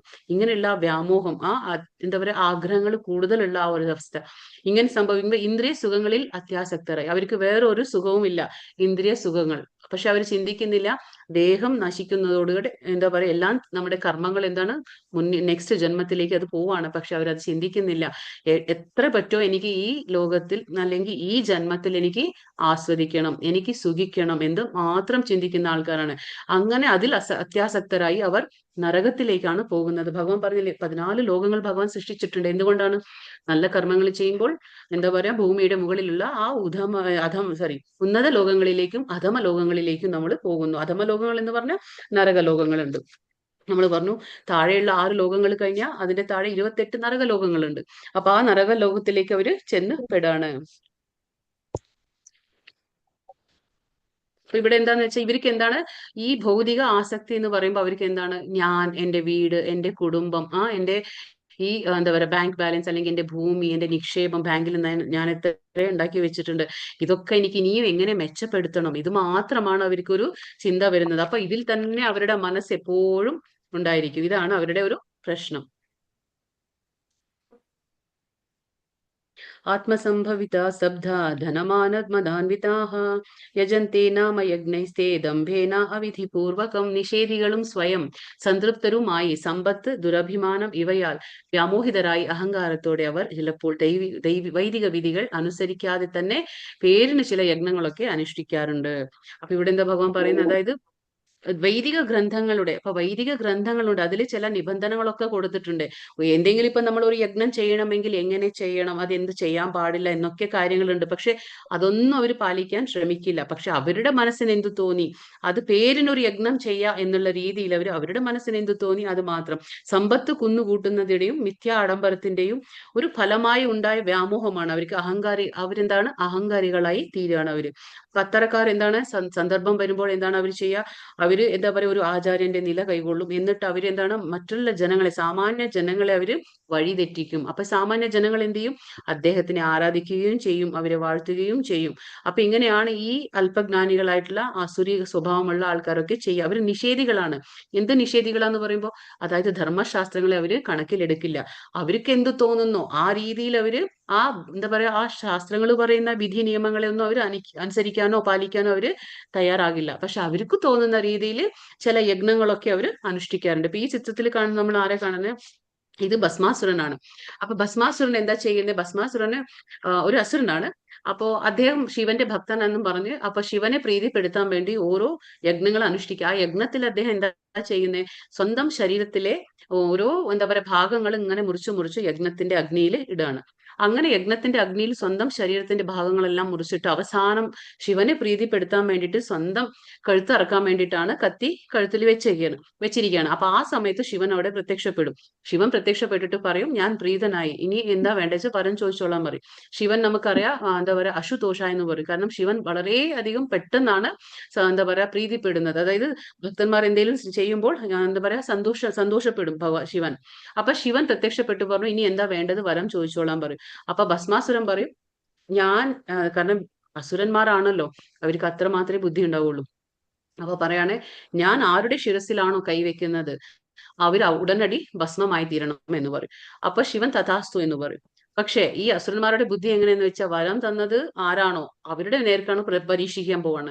അപ്പോ ഈ ഭസ്മാസുരൻ പറയാണ്, എങ്കിൽ ഈ വരം ശരി തന്നത് അത് പരീക്ഷിക്കാനായിട്ട് ഞാൻ ശിവനെ തന്നെ ഉപയോഗിക്കുകയാണ്. അപ്പൊ ശിവന്റെ ശിരസിൽ തന്നെ കൈവയ്ക്കാനാണ് ഇദ്ദേഹം പോകുന്നത്. അവസാനം ശിവൻ ഓടി രക്ഷപ്പെടാണ്. ശിവൻ ഓടി എവിടെ പോവും? വിഷ്ണുവിന്റെ അടുത്തെത്തും. അപ്പൊ അങ്ങനെ വിഷ്ണുവിന്റെ അടുത്ത് അഭയം തേടാണ് ശിവൻ പോയിട്ട്. അപ്പൊ വിഷ്ണു എന്താണ് മോഹിനി രൂപം എടുത്തു വരും. അങ്ങനെ വിഷ്ണു മോഹിനി രൂപം എടുത്തു വരുമ്പോൾ ഈ ഭസ്മാസുരന്റെ എന്താ പറയാ, അപ്പൊ എത്രയായാലും ഇവരുടെ അല്പബുദ്ധികളാണല്ലോ ഇവര്. അപ്പോ ഈ അസുരന്മാർക്കൊരു ദൗർബല്യം എന്ന് പറഞ്ഞാല് എന്താ പറയാ സുന്ദരമായ സ്ത്രീകളെ കാണുമ്പോൾ അവര് അതില് എന്താ പറയാ ആകർഷിക്കപ്പെടുകയാണ്. എന്നിട്ട് ആ മോഹിനിയുടെ പുറകെ പോവാണ് ആര്? ഈ ഭസ്മാസുരൻ. അപ്പൊ ഈ മോഹിനി പറയാണ്, ഞാൻ പറയുന്നത് പോലെ നൃത്തം ആടാൻ പറയാണ്. അപ്പോ ഈ മോഹിനി നൃത്തം ആടുന്നതോടെ ഈ ഭസ്മാസുരനും മോഹിനി എങ്ങനെയൊക്കെയാണോ നൃത്തം ആടുന്നത് അതേ രീതിയിൽ ഈ ഭസ്മാസുരനും നൃത്തം ആടാണ്. അപ്പോഴെന്താണ് ചെയ്യുന്നത്? മോഹിനി അവസാനം സ്വന്തം ശിരസിന്റെ മുകളിൽ കൈവയ്ക്കുകയാണ്. അപ്പൊ ഇദ്ദേഹം എന്താണ് വരം ചോദിച്ചത്? അതാണല്ലോ, ഞാൻ ആരുടെ തലയിൽ ശിരസിന്റെ മുകളിൽ കൈവയ്ക്കോ അവര് ഭസ്മമാകണം. അപ്പൊ അങ്ങനെ സ്വന്തത്തിന്റെ നാശം വരുത്താണ്. അപ്പോ ശിരസിന്റെ മുകളിൽ കൈവച്ച് അപ്പൊ ഭസ്മമായി തീരണം. അപ്പൊ അതാണ് ഈ ഭസ്മാസുരന്റെ കഥ. അതായത് അവരുടെ ബുദ്ധി അല്പബുദ്ധിയാണ്. അതായത് അവര് ചോദിച്ച വരം എന്തിനാണ്? ആർക്കെങ്കിലും ഉപയോഗപ്പെട്ടോ? സ്വന്തം നാശം, മറ്റുള്ളവർക്കും ഉപയോഗമില്ല, സ്വന്തത്തിനും യാതൊരു ഉപയോഗമില്ലാത്ത ഒരു അവസ്ഥയിലാണ് അവര് എത്തുന്നത്. അതാണ് അവരുടെ കാര്യങ്ങൾ, അസുരന്മാരുടെ. അഹങ്കാരം ബലം ദർപ്പം കാമം ക്രോധം ച സംശ്രിതാഃ മാമാത്മാ പരദേഹേഷു പ്രദ്വിംശതോ അഭ്യസൂയകാഃ. അപ്പൊ ഇവിടെ പറയുന്നു, അസുരന്മാർ മിഥ്യ അഹങ്കാരം, ബലം, ഗർവം, കാമം, ക്രോധം ഇവയിൽ സംഭ്രാന്തരായി തങ്ങളുടെയും അന്യരുടെയും ശരീരങ്ങളിൽ കുടികൊള്ളുന്ന പരമദിവ്യോത്തമ പുരുഷനോട് ഈർഷ്യാലുകളായി തീർന്ന് ശരിയായ ധർമ്മത്തെ പഴിക്കുന്നു. അപ്പൊ ഇവരെന്താണ് ചെയ്യുന്നത്? അസുരന്മാർക്ക് എന്താണ്? അവർ മാനിക്കുന്നില്ല. അതായത് എന്റെ ശരീരത്തിലെ ഉള്ളിൽ ഭഗവാൻ ഉണ്ട് പരമാത്മാ രൂപത്തിൽ, മറ്റുള്ളവരുടെ ശരീരത്തിന്റെ ഉള്ളിലും പരമാത്മാ രൂപത്തിൽ ഭഗവാൻ ഉണ്ട്. അതിനൊന്നും അവര് മാനിക്കുന്നില്ല. അവർ ഈർഷ്യാലുകളാവാണ്, അസൂയ ഉണ്ടാകുന്നവർക്ക്, മിഥ്യ അഹങ്കാരം ഉണ്ട്. അതായത് ഞാൻ എന്നുള്ള അഹംഭാവം അവർക്കുണ്ട്. അസുരന്മാരായതുകൊണ്ട് ബലം, അവരുടെ സ്വന്തം ബലത്തിൽ അവർ ഒരുപാട് അഹങ്കരിക്കുന്നവരായിരിക്കും, ഗർവം ഉണ്ടായിരിക്കും, കാമം ഉണ്ടായിരിക്കും. നമ്മൾ പറഞ്ഞില്ലേ, ഇപ്പൊ ഏതൊരു സ്ത്രീനെ സൗന്ദര്യമുള്ളത് കാണുമ്പോഴും അവരുടെ മനസ്സ് ദുർബലമാകും. പിന്നെ ക്രോധം, അവർക്ക് എളുപ്പത്തിൽ അവർക്ക് കോപവിഷ്ടരാകാൻ കഴിയും, അതാണ്. പിന്നെ ഇവയിൽ സംഭ്രാന്തരായി എല്ലാവരുടെയും ശരീരങ്ങളിൽ കുടികൊള്ളുന്ന ഭഗവാനെ അവര് അപമാനിക്കുകയും ചെയ്യും. അത് അവർ ഈർഷ്യാലുവായി തീരും. അപ്പൊ ഇവിടെ ചിത്രത്തിൽ ആരാ കാണുന്നത്? നമ്മൾ ഇത് പാലാഴി മഥനം നടന്ന സമയത്ത് അമൃതം കിട്ടുമ്പോൾ അത് ദേവന്മാർക്ക് ആദ്യം കൊടുക്കുക എന്ന് പറയുമ്പോൾ അപ്പൊ എന്താണ്, ഈ മോഹിനി രൂപത്തിലുള്ള ആ ഒരു വിഷ്ണുവിനെ ഇവർക്ക് മനസ്സിലാകില്ല. അപ്പൊ ഇവരെന്ത് ചെയ്യും? അസുരന്മാർ ഒരു ലൈനിലിരിക്കും, പിന്നെ ദേവന്മാർ ഒരു ലൈനിലിരിക്കും. അപ്പൊ മോഹിനി പറയും, ഞാൻ എല്ലാവർക്കും എന്താ പറയാ അമൃതം വിളമ്പാമെന്ന്. അവസാനം ഫസ്റ്റ് പറയും, ഞാൻ ദേവന്മാർക്ക് കൊടുക്കുകയാണെന്നും പറഞ്ഞ് ദേവന്മാർക്ക് എന്താ പറയാ അമൃതം കൊടുക്കുമ്പോൾ ആ ലൈനിൽ ആര് വന്നിരിക്കും? ഒരു അസുരൻ വന്നിരിക്കും. ഒരു അസുരൻ വന്ന് ആ ലൈനിൽ സെൻട്രൽ കയറിയിരിക്കും. അത് ദേവന്മാരുടെ വേഷമണിഞ്ഞ് അവിടെ വന്നിരിക്കും. അപ്പൊ പക്ഷെ ഇത് മറ്റുള്ളവർക്ക് മനസ്സിലായില്ല, ഉടനടി മോഹിനിക്ക് മനസ്സിലാകാണ്. പക്ഷെ അപ്പോഴേക്കും അമൃതം കയ്യിൽ കിട്ടിയിട്ടുണ്ടാവും. അത് എന്താ പറയാ, അദ്ദേഹം കുടിച്ചിട്ടുണ്ടാവും, പക്ഷെ അത് മുഴുവൻ എത്തിയിട്ടുണ്ടാവില്ല, കഴുത്ത് വരെ എത്തിയിട്ടുണ്ടാവുള്ളൂ. ആ സമയത്ത് എന്താ സംഭവിക്കുക, അത് മനസ്സിലാവും. ഉടനടി മനസ്സിലായപ്പോ മോഹിനി എന്താണ്, ആ വിഷ്ണു ആണല്ലോ. അപ്പോ ആ സുദർശന ചക്രത്തിൽ തല വെട്ടി മാറ്റാണ്, ആരുടെ, ഈ അസുരന്റെ. പക്ഷെ അപ്പോഴേക്കും അത് ഇവിടെ വരെ എത്തിയത് കൊണ്ട് എന്തായി, കുറച്ച് അമൃതവും ഉണ്ട്. അങ്ങനെ അവര് തല വേറെയായി, ബോഡി വേറെ ആയപ്പോ, ശരീരം വേറെ ആയപ്പോ ഒന്ന് രാഹു ആയി മാറി, ഒന്ന് കേതു ആയി മാറി. അങ്ങനെയാണ് രാഹു കേതു ആയത്. നവഗ്രഹങ്ങൾ നമുക്ക് എല്ലാവർക്കും അറിയാം. അപ്പൊ അങ്ങനെയാണ് രാഹു കേതു ആയത്. അപ്പൊ ഇവരുടെ ഈ കുബുദ്ധി ഉണ്ട് ഇവർക്ക്. അപ്പൊ ഇവരിങ്ങനെയാണ് അവരെന്തും പ്രാപിക്കാൻ നോക്കുന്നത്, അതാണ് പറയുന്നത് ഇവര്. പക്ഷെ ഇവര് ഭഗവാനോട് ഒരു ഈർഷ്യാലും, അതായത് അസൂയക്കാരാണ് ഇവര്. ഭഗവാനെ മാനിക്കുന്നില്ല, ഭഗവാന്റെ ശക്തിയിൽ വിശ്വസിക്കുന്നില്ല, പക്ഷെ അവർക്ക് ഭഗവാനോട് ഒരു അസൂയുണ്ട്. കാരണം അവർക്ക് അവരുടെ ശരീരത്തിന്റെ ബലത്തിന്റെ മുകളിലാണ് അവരെല്ലാം വിശ്വസിക്കുന്നത്. അതാണ് അവരുടെ ഗുണം. താനേഹം ദ്വിഷതഃ ക്രൂരാൻ സംസാരേഷു നരാധമാൻ കൃപാമ്യ അജ്രസം അശുഭാൻ ആസുരീഷ്വേവ യോനിഷു. ഇവിടെ എന്താ പറയുന്നത്, ഈർഷ്യാലുകളും ദുർബുദ്ധികളുമായ ഈ മനുഷ്യാധമന്മാർ. നമ്മൾ പറഞ്ഞു 4 തരത്തിലുള്ള ആൾക്കാർ ഭഗവാനെ പ്രാപിക്കില്ല എന്ന്, അല്ലെ? അതിൽ അധമന്മാർ, നര അധമന്മാർ നമ്മൾ പറഞ്ഞില്ലേ, മൂഢന്മാർ, നരാധമന്മാർ. അപ്പൊ മനുഷ്യാധമന്മാർ ഭൗതിക ജീവിത എന്താ പറയുക, സാഗരത്തിലെ അസുര യോനികളിൽ തന്നെ ഞാൻ വീണ്ടും വീണ്ടും ജനിപ്പിക്കുന്നു. അപ്പൊ അതായത് ഇപ്പൊ ഈ ശ്ലോകത്തിൽ നിന്ന് നമുക്ക് മനസ്സിലാക്കാം, നമ്മൾ അടുത്ത ജന്മത്തിൽ ഏത് ശരീരം സ്വീകരിക്കണം എന്നുള്ളത് നമ്മളല്ല തീരുമാനിക്കുക. നമ്മൾ അടുത്ത ജന്മത്തിൽ ഏത് ശരീരം സ്വീകരിക്കണമെന്ന് ആരാ തീരുമാനിക്കുക? അത് ഭഗവാനാണ് തീരുമാനിക്കുക എന്ന് നമുക്ക് ഈ ശ്ലോകത്തിൽ മനസ്സിലാക്കാൻ പറ്റും. അതുകൊണ്ട് ഭഗവാൻ പറയാണ്, ഞാൻ അവരെ വീണ്ടും ഈ ഭൗതികമായ സാഗരത്തിൽ എവിടെ ജനിപ്പിക്കും? ആസുര യോനികളിൽ തന്നെ ഞാൻ വീണ്ടും വീണ്ടും ജനിപ്പിക്കുന്നു എന്ന് ഭഗവാൻ പറയാണ്, ഉറപ്പിച്ചു ഭഗവാൻ പറയാണ് ഇവിടെ. അപ്പൊ ഇവിടെ ചിത്രത്തിൽ കാണുന്നത് 4 കുമാരന്മാരാണ്. ഇവര് നമ്മൾ ബ്രഹ്മാവിന്റെ മാനസപുത്രന്മാർ എന്ന് പറയും. ഇവര് ആരാണ്? മാനസപുത്രന്മാർ. സനക, സനന്ദ, സനാതന, സനത് കുമാര എന്ന് പറയും. ഇവര് 5 വയസ്സുള്ള പ്രായത്തിൽ മാത്രമേ ഇവരുണ്ടാവുള്ളൂ. ഇവര് വളരില്ല.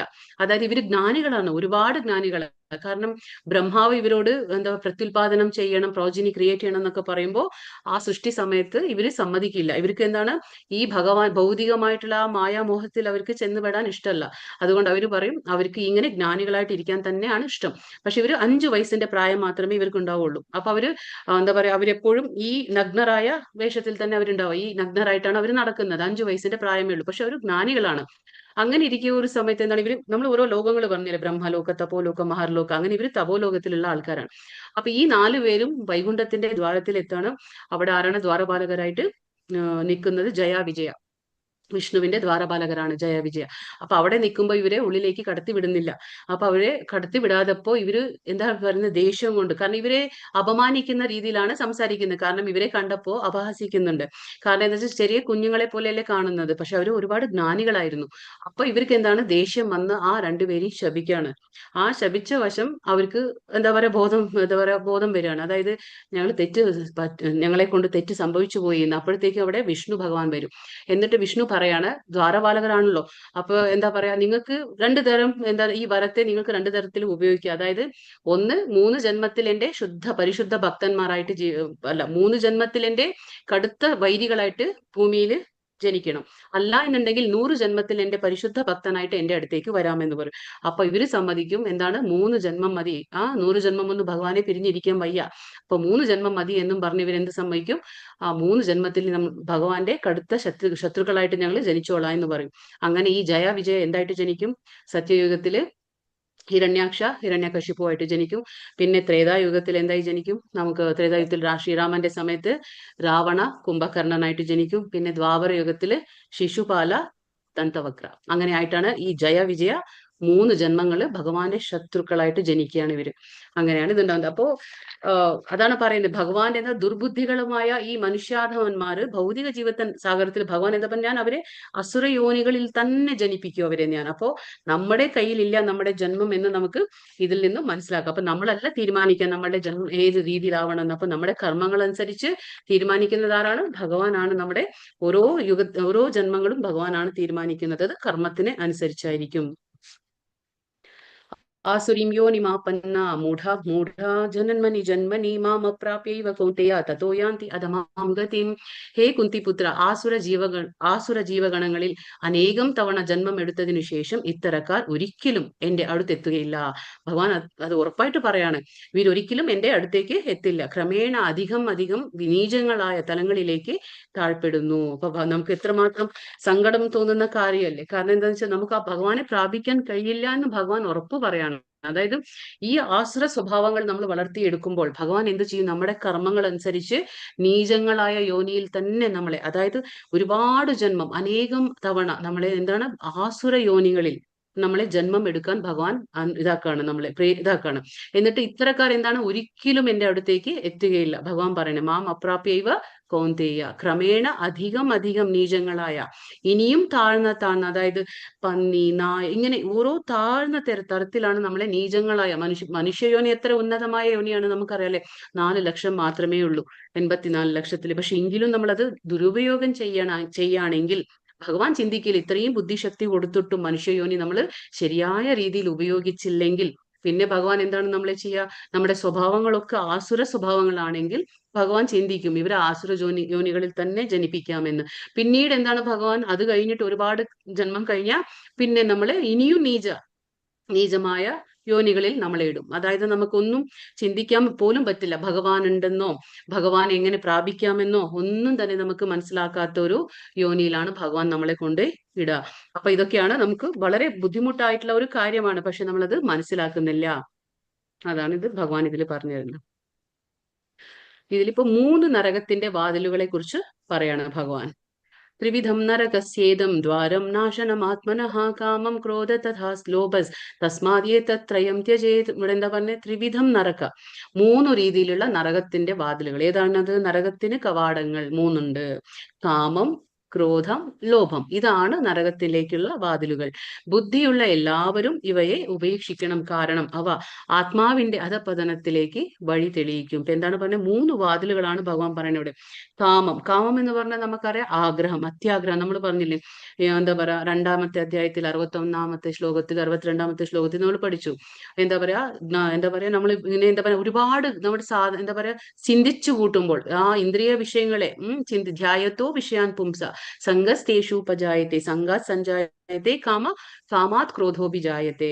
അപ്പൊ കാമത്തിൽ നമ്മൾ ഒരുപാട് ഇന്ദ്രിയ വിഷയങ്ങളെ കുറിച്ച് ചിന്തിക്കുമ്പോൾ നമുക്ക് എന്താണ്? കാമം വരും. അതായത് അതിയായ ആസക്തി വരും ആ വിഷയത്തിൽ. അത് നടക്കാതെ വരുമ്പോ എന്താണ്? ക്രോധം വരും. പിന്നീട് ലോഭം, ഇനിയും വേണം എന്നുള്ള അത്. അപ്പൊ ഇങ്ങനെയൊക്കെയാണ് നമ്മൾ അധപതിക്കുന്നത്. പിന്നെ ലോഭം, പിന്നെ സമൂഹം. അത് സമൂഹം കഴിഞ്ഞ ബുദ്ധി എന്താ പറയുക, നമ്മുടെ ബുദ്ധി നമ്മുടെ കയ്യിലുണ്ടാവില്ല. ഓർമ്മപ്പിഴവ് സംഭവിക്കും. പിന്നെ ശരി തെറ്റ് മനസ്സിലാക്കാതെ ആവും നമുക്ക്. പിന്നെ നമ്മൾ അതിനെ നേടാൻ വേണ്ടിയിട്ട് ഏതൊരു അധർമ്മത്തിന്റെ വഴിയും നമ്മൾ തിരഞ്ഞെടുക്കും. നമുക്ക് ആ ബോധം ഉണ്ടാവില്ല, വേർതിരിക്കാനുള്ള കഴിവുണ്ടായിരിക്കില്ല. ഇത് സത്യമാണോ, ശരിയാണോ, ഇത് ചെയ്യണോ, ഇത് നമ്മുടെ ധർമ്മഗ്രന്ഥങ്ങളിൽ പറഞ്ഞിട്ടുള്ളതാണോ, അതൊന്നും നമ്മൾ ചിന്തിക്കില്ല. കാരണം നമുക്ക് അതിന്റെ അടിസ്ഥാനത്തിൽ നമ്മൾ പെരുമാറ്റം നമ്മൾ മറന്നുപോയിട്ടുണ്ട്. കാരണം നമുക്കൊരു ജീവിതം ഉള്ളത് നിയന്ത്രിത ജീവിതമായിരിക്കില്ല. കാരണം നമ്മൾ എപ്പോഴാണോ ധർമ്മശാസ്ത്രങ്ങളുടെ അടിസ്ഥാനത്തിൽ നമ്മൾ ജീവിതം ചിട്ടപ്പെടുത്തുന്നത് അപ്പോൾ മാത്രമാണ് നമ്മുടെ ജീവിതം നിയന്ത്രിത ജീവിതമാവുള്ളൂ. അല്ല എന്നുണ്ടെങ്കിൽ എന്താണ്? നമുക്ക് തോന്നുന്ന രീതിയിൽ നമ്മൾ പെരുമാറും. അത് ശാസ്ത്രവിഹിതമായിട്ടാണ് നമ്മൾ പെരുമാറുന്നത്. അപ്പൊ എന്താണ്? കാമ, ക്രോധ, ലോഭം, ഈ 3 നമ്മളെ എവിടെ എത്തിക്കും? നരകത്തിലേക്ക്. അപ്പൊ നരകത്തിന് വാതിലുകൾ ഈ 3 ഏത്? കാമം, നമ്മുടെ അതിയായ അടക്കാനാവാത്ത ആഗ്രഹം നമ്മളെ നരകത്തിലേക്ക് എത്തിക്കും. പിന്നെ ക്രോധം. കാരണം ക്രോധം എവിടുന്നാ വരുന്നത്? കൃഷ്ണനോട് അർജുനൻ ചോദിച്ചു. ചിലപ്പോൾ നമ്മൾ ആഗ്രഹിക്കാതെ ഒരുപാട് തെറ്റ് സംഭവിച്ചു പോകും അല്ലെ. നമ്മൾ എന്നിട്ട് പശ്ചാത്തപിക്കും. പലപ്പോഴും വേണ്ടായിരുന്നു, അതങ്ങനെ ഞാൻ ചെയ്യേണ്ടായിരുന്നു എന്നൊക്കെ നമുക്ക് തോന്നിപ്പോവും. പക്ഷെ അതങ്ങനെ ചെയ്യാൻ നമ്മളെ പ്രേരിപ്പിക്കുന്നത് എന്താണ്? നമ്മുടെ ഉള്ളിൽ അടങ്ങി കിടക്കുന്ന ആ കാമമാണ്. അത് നമുക്ക് കാണാൻ പറ്റില്ല, നമുക്ക് മനസ്സിലാവില്ല. കാരണം അത് നമ്മൾ പറഞ്ഞില്ലേ സട്ടിലായിട്ട്, അത് നമ്മുടെ സൂക്ഷ്മമായിട്ടുള്ള നമ്മുടെ ആ ശരീരത്തിൽ സംഭവിക്കുന്ന ഒന്നാ. കാരണം അവിടെ എന്താണുള്ളത്? മനസ്സുണ്ട്, അവിടെ ബുദ്ധിയുണ്ട്, അഹങ്കാരമുണ്ട്. ആ തലത്തിലാണ് ഇതൊക്കെ സംഭവിക്കുന്നത്. അപ്പൊ നമുക്ക് എന്താ പറയാ പുറമേ നമുക്ക് കാണില്ല. അപ്പൊ നമ്മൾ ഈ ചിന്തിച്ചു കൂട്ടും, മറ്റുള്ളവർ അറിയ പോലും ഇല്ല. അതേ രീതിയിൽ ചിന്തിച്ചു കൂട്ടിയിട്ട് നമ്മൾ എന്താവും? അത് നടക്കാതെ വരുമ്പോൾ ക്രോധത്തിലെത്തും. ഈ ക്രോധമാണ് മനുഷ്യനെ ഓരോ സ്റ്റെപ്പ് എടുക്കാനും പ്രേരിപ്പിക്കുന്നത്. വേണ്ടാത്ത ഒരു എന്താ പറയാ നമ്മുടെ ജീവിതത്തിലെ ആ ഒരു തീരുമാനം എടുക്കാൻ നമ്മളെ പ്രേരിപ്പിക്കുന്നത് എന്താണ്? ഈ കാമം, അടക്കാനാവാത്ത കാമം, അതുമൂലം ഉണ്ടാകുന്ന ക്രോധം, ഈ ലോഭം. ഇതൊക്കെ നമ്മൾ എവിടെ എത്തിക്കും? നരകത്തിലേക്ക്. 28 നരകങ്ങളുണ്ട്. അപ്പൊ 28 നരകങ്ങളുണ്ട്. എന്തുകൊണ്ടാണ് ഇതൊക്കെ? നമ്മൾ ചെയ്യുന്ന ഓരോ പാപത്തിനുള്ള ഓരോ ശിക്ഷയ്ക്ക് വേണ്ടിയിട്ടാണ് ഓരോ നരകങ്ങൾ ഭഗവാൻ ഉണ്ടാക്കിയിട്ടുള്ളത്. അപ്പൊ അത് ഇതാരും വിശ്വസിക്കില്ല. അതാണ് ഏറ്റവും വലിയ വിഷമം എന്ന് പറഞ്ഞാൽ ഇതിൽ ആർക്കും വിശ്വാസം ഉണ്ടാവില്ല. പക്ഷെ വിശ്വസിച്ചാലും ഇല്ലെങ്കിലും ഭഗവാൻ നമുക്ക് എന്താണ് കാലമായിട്ട് വരും. പറഞ്ഞില്ലേ, മൃത്യു സർവ ഹരശ്ചാഹം. നമ്മൾ വിശ്വസിച്ചാലും ഇല്ലെങ്കിലും മരണസമയത്ത് നമ്മൾ ഭഗവാനെ നേരിട്ടേ മതിയാവുള്ളൂ. അതാണ്. അപ്പൊ ഇവയെ ഉപേക്ഷിക്കണം. ഏതാണ്? കാമ, ക്രോധ, ലോഭത്തെ നമ്മൾ ഉപേക്ഷിക്കുക തന്നെ വേണം. കാരണം അവ ആത്മാവിന്റെ അധപതനത്തിലേക്ക് വഴി തെളിയിക്കും. ഇതാണ് നമ്മുടെ ഏറ്റവും ഒരു ദൗർഭാഗ്യം എന്ന് പറഞ്ഞാൽ നമ്മൾ ഇതൊന്നും മനസ്സിലാക്കുന്നില്ല. അടുത്ത ശ്ലോകം. ഏതൈർവിമുക്ത കൗന്തേയ തമോദ്വാരൈസ്ത്രിഭിർ നരഃ ആചരതി ആത്മനഃ ശ്രേയസ്തതോ യാതി പരാം ഗതിം. കുന്തിപുത്ര, ഈ 3 നരകദ്വാരങ്ങളിൽ നിന്ന് രക്ഷ പ്രാപിച്ചവൻ ആത്മസാക്ഷാത്കാരത്തിന് ഉതകുന്ന കർമ്മങ്ങൾ ചെയ്ത് ക്രമേണ പരമപദത്തിൽ എത്തും. അപ്പൊ നമ്മൾ ആരാണോ ഭഗവാന്റെ പരമപദം പ്രാപിക്കാൻ ആഗ്രഹിക്കുന്നത്, അപ്പൊ നമ്മൾ തീർച്ചയായിട്ടും ഈ 3 നമ്മളിൽ നിന്ന് പോകണം. നമ്മൾ അനർത്ഥങ്ങൾ പറയില്ലേ, കാമ, ക്രോധ, ലോഭ, മോഹ, മത, മാത്സര്യ. അപ്പൊ അതിൽ ഏറ്റവും എന്താ പറയുക ബുദ്ധിമുട്ടായിട്ടുള്ള 3 കാര്യങ്ങളാണ് ഇപ്പൊ പറഞ്ഞത്. കാമ, ക്രോധ, ലോഭ. അപ്പൊ 6 അനർത്ഥങ്ങളുണ്ട്, അതിൽ 3ആണ്. അപ്പൊ നരകത്തിലേക്ക് നമുക്ക് വഴി ഒരുക്കുന്നത് ഏതാണ്? അതാണ് പറയുന്നത്. നമ്മുടെ ഈ ആസുര സ്വഭാവം എന്ന് പറഞ്ഞാൽ നമ്മുടെ തന്നെ നരകത്തിലേക്കുള്ള രാജവീഥിയെ നമ്മൾ തയ്യാറാക്കിക്കൊണ്ടിരിക്കുകയാണ്. നമ്മൾ തന്നെ സ്വയം തയ്യാറാക്കാണ് നരകത്തിലേക്കുള്ള ആ വഴി. അതുകൊണ്ടാണ് പറയുന്നത്, നമ്മൾ പരമപദം വേണം ഭഗവാന്റെ എങ്കിൽ നമ്മൾ ഈ 3 നരകദ്വാരങ്ങളിൽ നിന്നും രക്ഷ പ്രാപിക്കാൻ ശ്രമിക്കണം. അതെങ്ങനെയാ കിട്ടുക നമുക്ക്? അതിനൊരു കാര്യം എങ്ങനെയാ ഉണ്ടാവുക? ഇതൊക്കെ നമ്മൾ രക്ഷപ്പെടണമെങ്കിൽ നമ്മൾ ഇന്ന് വിചാരിച്ച നാളെ നമുക്ക് രക്ഷപ്പെടാൻ പറ്റുമോ? പറ്റില്ല. കാരണം ഇത് ഒരുപാട് എത്രയോ ജന്മങ്ങൾ കൊണ്ട് നമുക്ക് കിട്ടുന്ന സ്വഭാവങ്ങളാണ്. അല്ലാതെ ഒരു ജന്മങ്ങൾ കൊണ്ട് നമ്മൾ ഉണ്ടാക്കുന്നതല്ല. അത് എത്രയോ ജന്മങ്ങൾ കൊണ്ട് നമ്മൾ പറഞ്ഞില്ലേ, ആ മനസ്സെന്ന കണ്ണാടിയുടെ മുകളിലെ അടിഞ്ഞുകൂടിയ പൊടിപടലങ്ങൾ അതെങ്ങനെ നമുക്ക് നീക്കം ചെയ്യാൻ പറ്റും? ഹരേ കൃഷ്ണ മന്ത്രത്തിലൂടെ. അപ്പൊ അങ്ങനെ മാത്രമാണ് നമുക്ക് ആത്മസാക്ഷാത്കാരത്തിലൂടെ മാത്രമേ പറ്റുള്ളൂ. അപ്പൊ ഇതിനൊക്കെ നമുക്ക് ഒരു ഗുരുവിന്റെ ആവശ്യമുണ്ട്. ആ ഗുരു നമുക്ക് പറഞ്ഞു തരും എങ്ങനെയാണ് കാമത്തെ നിയന്ത്രിക്കുക, എങ്ങനെയാണ് ക്രോധത്തെ നിയന്ത്രിക്കുക, എങ്ങനെയാണ് ലോഭത്തെ കൺട്രോൾ ചെയ്യുക.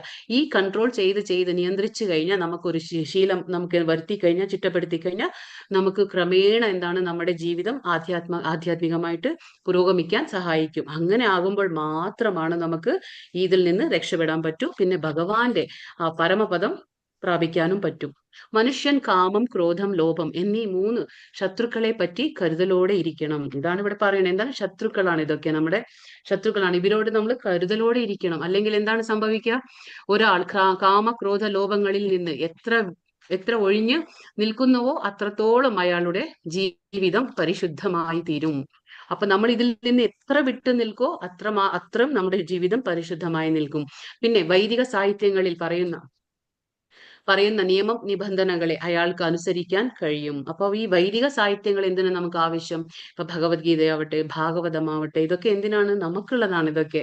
അത് പക്ഷി മൃഗാദികൾക്കുള്ളതല്ല, നമുക്കുള്ളതാണ്. അപ്പൊ ഇതെന്തിനാ? ഇതിലൊക്കെ പറഞ്ഞിട്ടുണ്ട് നമ്മുടെ ജീവിതം എങ്ങനെ നമ്മൾ നയിക്കണം. ഭൂമിയിൽ വന്നു കഴിഞ്ഞിട്ട് നമുക്കറിയില്ലേ, ഇതൊരു ലൈഫ് മാനുവൽ ആണ്. ഏത്? ഭഗവത്ഗീത. കാരണം എന്താ പറയാ, നമ്മളിപ്പോ എന്ത് ഉപകരണം വാങ്ങുമ്പോഴും നമുക്ക് അതിന്റെ കൂടെ യൂസർ മാനുവൽ കിട്ടും. അതേപോലെ തന്നെ നമ്മൾ ഭൂമിയിൽ വന്നു കഴിഞ്ഞു, ഇവിടെ മനുഷ്യനായി ജനിച്ചു കഴിഞ്ഞു.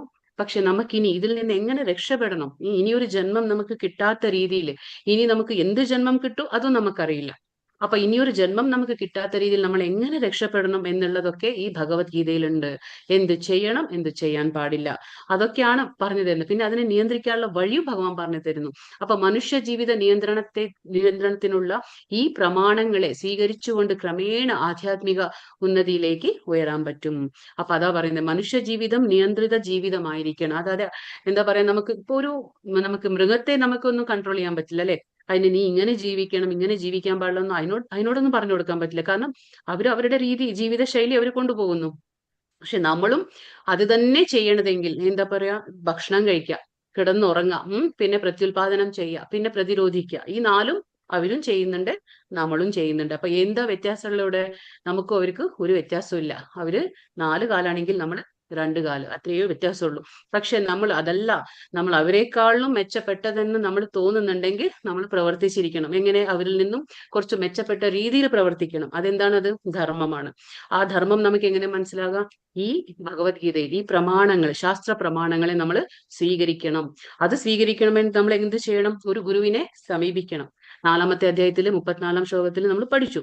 ഒരു ഗുരുവിനെ സമീപിക്കണം, അദ്ദേഹത്തിൽ നിന്ന് സത്യം ചോദിച്ചു മനസ്സിലാക്കണം, വിനയപൂർവ്വം നമ്മൾ ചോദിക്കണം എല്ലാ കാര്യങ്ങളും, എന്താ പറയാ, സ്നേഹത്തോടെ വിനയത്തോടെ അവർക്ക് എന്താ പറയുക, നമ്മൾ സേവനങ്ങൾ അനുഷ്ഠിക്കണം. എങ്കിലേ നമുക്ക് ഈ ജ്ഞാനമെല്ലാം ശരിയായ രീതിയിൽ പ്രാപിക്കാൻ കഴിയും. ഇങ്ങനെ കൃഷ്ണാവബോധം വരെ എത്താൻ ഒരു ഭാഗ്യമുണ്ടായവൻ വിജയം സുനിശ്ചിതം തന്നെ.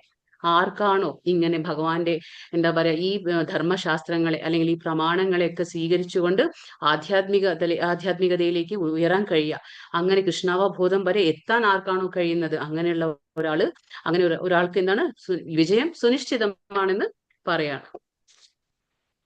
യശാസ്ത്രവിധിം ഉത്സൃജ്യ വർത്തത്തെ കാമകാരതഃ ന സ സിദ്ധിം അവാപ്നോതി ന സുഖം ന പരാം ഗതിം. ഇവിടെ പറയണേ, ശാസ്ത്രഭീതങ്ങളായ വചനങ്ങളെ കണക്കിലെടുക്കാതെ തന്നിഷ്ടം പോലെ പ്രവർത്തിക്കുന്നവർക്ക് പരിപൂർണതയോ പരമലക്ഷ്യപ്രാപ്തിയോ സുഖം പോലും നേടാനാവില്ല. അപ്പൊ തന്നിഷ്ടം പോലെ നമുക്ക് എന്താ പറയുക, നമ്മൾ ഈ ഭൂമിയിൽ വന്നു കഴിഞ്ഞു, നമുക്ക് നമ്മുടെ ഇഷ്ടത്തിൽ ജീവിക്കാൻ പറ്റില്ല. കാരണം ശാസ്ത്രവിഹിതമായ ഒരു ജീവിതം നമ്മൾ ജീവിക്കാൻ പാടില്ല. കാരണം നമുക്കുള്ളതാണ് ഈ ശാസ്ത്രങ്ങളൊക്കെ. അതിൽ പറയുന്ന രീതികൾ നമ്മൾ അനുഷ്ഠിച്ചില്ലെങ്കിൽ നമ്മൾ ഈ പറഞ്ഞ പോലെ ഭഗവാൻ നമ്മളെ കൊണ്ടുപോയി നരകത്തിലേക്ക് തന്നെ വീണ്ടും വീണ്ടും കൊണ്ടുപോയിടും നമ്മളെ. അല്ലെങ്കിൽ നീച യോനികളിൽ നമ്മളെ ജനിപ്പിക്കും. കാരണം എത്രയോ ജന്മങ്ങൾ കഴിഞ്ഞിട്ടാണ്, നമ്മൾ പറഞ്ഞില്ല, ഏതൊരു ഗ്രന്ഥം എടുത്താലും നമ്മളോട് അത് ഊന്നി പറയുന്ന ഒരു കാര്യം എന്താണ്, മാനവ ജന്മം വളരെ ദുർലഭമാണ്. എത്രയോ ജന്മങ്ങൾക്ക് ശേഷമാണ് നമുക്ക് മനുഷ്യജന്മം ലഭിക്കുന്നത്. അപ്പൊ ഇതിൽ നമ്മൾ പല ആൾക്കാരെയും കാണൂലേ, കണ്ണില്ലാത്തവരുണ്ട്, പിന്നെ ചെവി കേൾക്കാത്തവരുണ്ട്, സംസാരിക്കാൻ പറ്റാത്തവരുണ്ട്, എത്ര രീതിയിലുള്ള ആൾക്കാരുണ്ട് അല്ലെ. പക്ഷെ അങ്ങനെ നമുക്ക് ഭഗവാൻ കാഴ്ച തന്നിട്ടുണ്ട്, കേൾവി ശക്തി തന്നിട്ടുണ്ട്, കാണാനുള്ളതും ഗ്രഹിക്കാനുള്ളതും സംസാരിക്കാനുള്ള ആ ശേഷി തന്നിട്ടുണ്ട്, എല്ലാം ഉണ്ട് നമുക്ക്. പക്ഷെ എന്നിട്ടും നമ്മളത് ഉപയോഗിക്കുന്നില്ല. വേണ്ടുന്ന രീതിയിൽ നമ്മളത് ഉപയോഗിച്ചില്ലെങ്കിൽ പിന്നെ നമുക്ക് ഇതൊക്കെ കിട്ടിയിട്ട് എന്താ കാര്യം? ഒരു കാര്യമില്ല അല്ലെ. അത് നമ്മൾ വെറുതെ വേസ്റ്റ് ചെയ്ത് കളയാണ്. അപ്പൊ ഇതൊക്കെ ശരിയായ രീതിയിൽ നമ്മൾ ശാസ്ത്രവീതികളായ വചനങ്ങളെ കണക്കിലെടുത്തില്ലെങ്കിൽ നമുക്ക് എന്താ, തന്നിഷ്ടം പോലെ നമ്മൾ ജീവിക്കാനുള്ളതല്ല ഈ ഭൂമി. നമുക്ക് ഭഗവാൻ അതിന് തന്നിട്ടുള്ളതല്ല. നമുക്ക് ഭഗവാനെ എങ്ങനെ പ്രാപിക്കണം എന്ന് മനസ്സിലാക്കാനാണ് നമുക്ക് ഈ ഒരു ജന്മം തന്ന് ഭഗവാൻ ഇവിടെ അയച്ചിട്ടുള്ളത്. അത് നമ്മൾ ശരിയായ രീതിയിൽ ഉപയോഗപ്പെടുത്തണം. അല്ല എന്നുണ്ടെങ്കിൽ എന്താണ്, നമ്മൾ ചെയ്യുന്ന ഒരു കാര്യവും പരിപൂർണതയിലേക്ക് എത്തില്ല, പരമ ലക്ഷ്യത്തിലേക്കും നമ്മളെ അത് എത്തിക്കില്ല. നമുക്ക് തോന്നുമായിരിക്കും, പക്ഷെ അത് എത്തിക്കില്ല. പിന്നെ സുഖം പോലും നമുക്ക് നേടാൻ കഴിയില്ല. നമുക്ക് ചിന്തിക്കാം. അതുകൊണ്ടാണ് ഇവിടെ നമ്മൾ എന്ത് സുഖം നേടിയാലും ഉടനടി നമുക്ക് ദുഃഖം എന്താ വരുന്നത്. കാരണം അത് എന്താ പറയുക, സുഖമല്ല. അതായത് ശാശ്വതമായ ആനന്ദമല്ല. ശാശ്വതമായ ആനന്ദം കിട്ടും എങ്ങനെയാ? ഭഗവത് സേവനത്തിൽ ഏർപ്പെടുമ്പോൾ, ഭഗവാന്റെ കാര്യങ്ങൾ ചെയ്യുമ്പോൾ അത് ശാശ്വതമായ ആനന്ദമാണ്. അത് മറ്റുള്ളവർക്ക് നമ്മളിൽ നിന്ന് തട്ടിപ്പറിക്കാനോ അത് എന്താ പറയുക, നമുക്ക് കിട്ടുന്ന ആനന്ദത്തെ ഇല്ലാതാക്കാനോ ആർക്കും തന്നെ കഴിയില്ല. കാരണം അത് ഓരോ ആത്മാവും ഭഗവാന്റെ അംശമാണ്. അപ്പൊ അത് ഭഗവാന്റെ അംശം എങ്ങനെയാണോ ഭഗവാനോടുള്ള ആ കണക്ഷൻ വരുത്തുന്നത്, അതനുസരിച്ചായിരിക്കും. യഥാമാം പ്രപദ്യന്തെ താം സദൈവ ഭജാമ്യഹം. അപ്പൊ നമ്മുടെ ഈ ജീവാത്മാവ് എങ്ങനെയാണോ പരമാത്മാവായിട്ട് നമ്മൾ ഒരു ബന്ധം സ്ഥാപിക്കുന്നത്, അതിന്റെ ബേസിസ് ആയിട്ടാണ്, അതിന്റെ അടിസ്ഥാനത്തിലാണ് നമുക്ക് ആനന്ദം ലഭിക്കുന്നത്. അപ്പൊ നമ്മൾ പൂർണ്ണമായും ഭഗവാനെ പ്രാപിച്ചു കഴിഞ്ഞാൽ, അത് എന്താ പറയുക, ശരണം പ്രാപിച്ചു കഴിഞ്ഞാൽ തീർച്ചയായിട്ടും നമുക്ക് ആനന്ദം അനുഭവിച്ചറിയാൻ പറ്റും. അതാണ് പറയുന്നത്. അല്ലാതെ നമുക്കിവിടെ സന്തുഷ്ടിയോ എന്താ പറയുക, സുഖം പോലും പരിപൂർണത പോലും നമുക്കിവിടെ കിട്ടില്ല എന്ന് ഭഗവാൻ പറഞ്ഞുതരാണ്. പിന്നെ ഇവിടെ എന്താ പറയുന്നത്, ഇവിടെ ഓരോ യുഗങ്ങളും നമ്മൾ പറഞ്ഞു അല്ലെ. സത്യയുഗം പറഞ്ഞു, ത്രേതായുഗം പറഞ്ഞു, ദ്വാപരയുഗം, കലിയുഗം. ഇപ്പൊ ഉള്ളത് കലിയുഗത്തില്. അപ്പോ ഈ നമ്മളിപ്പോ സംസാരിക്കുന്ന അധ്യായം എന്താണ്? ദൈവികമായിട്ടുള്ളതും ആസുരികമായിട്ടുള്ളതും സ്വഭാവങ്ങളെ കുറിച്ച്. അപ്പോ എന്താ പറയാ, സത്യയുഗത്തിൽ എന്തായിരുന്നു? ദൈവികമായിട്ടുള്ള ദൈവിക സ്വഭാവമുള്ളവരും പിന്നെ ആസുരിക സ്വഭാവമുള്ളവരും എന്താണ്, രണ്ട് ലോകങ്ങളിലായിരുന്നു.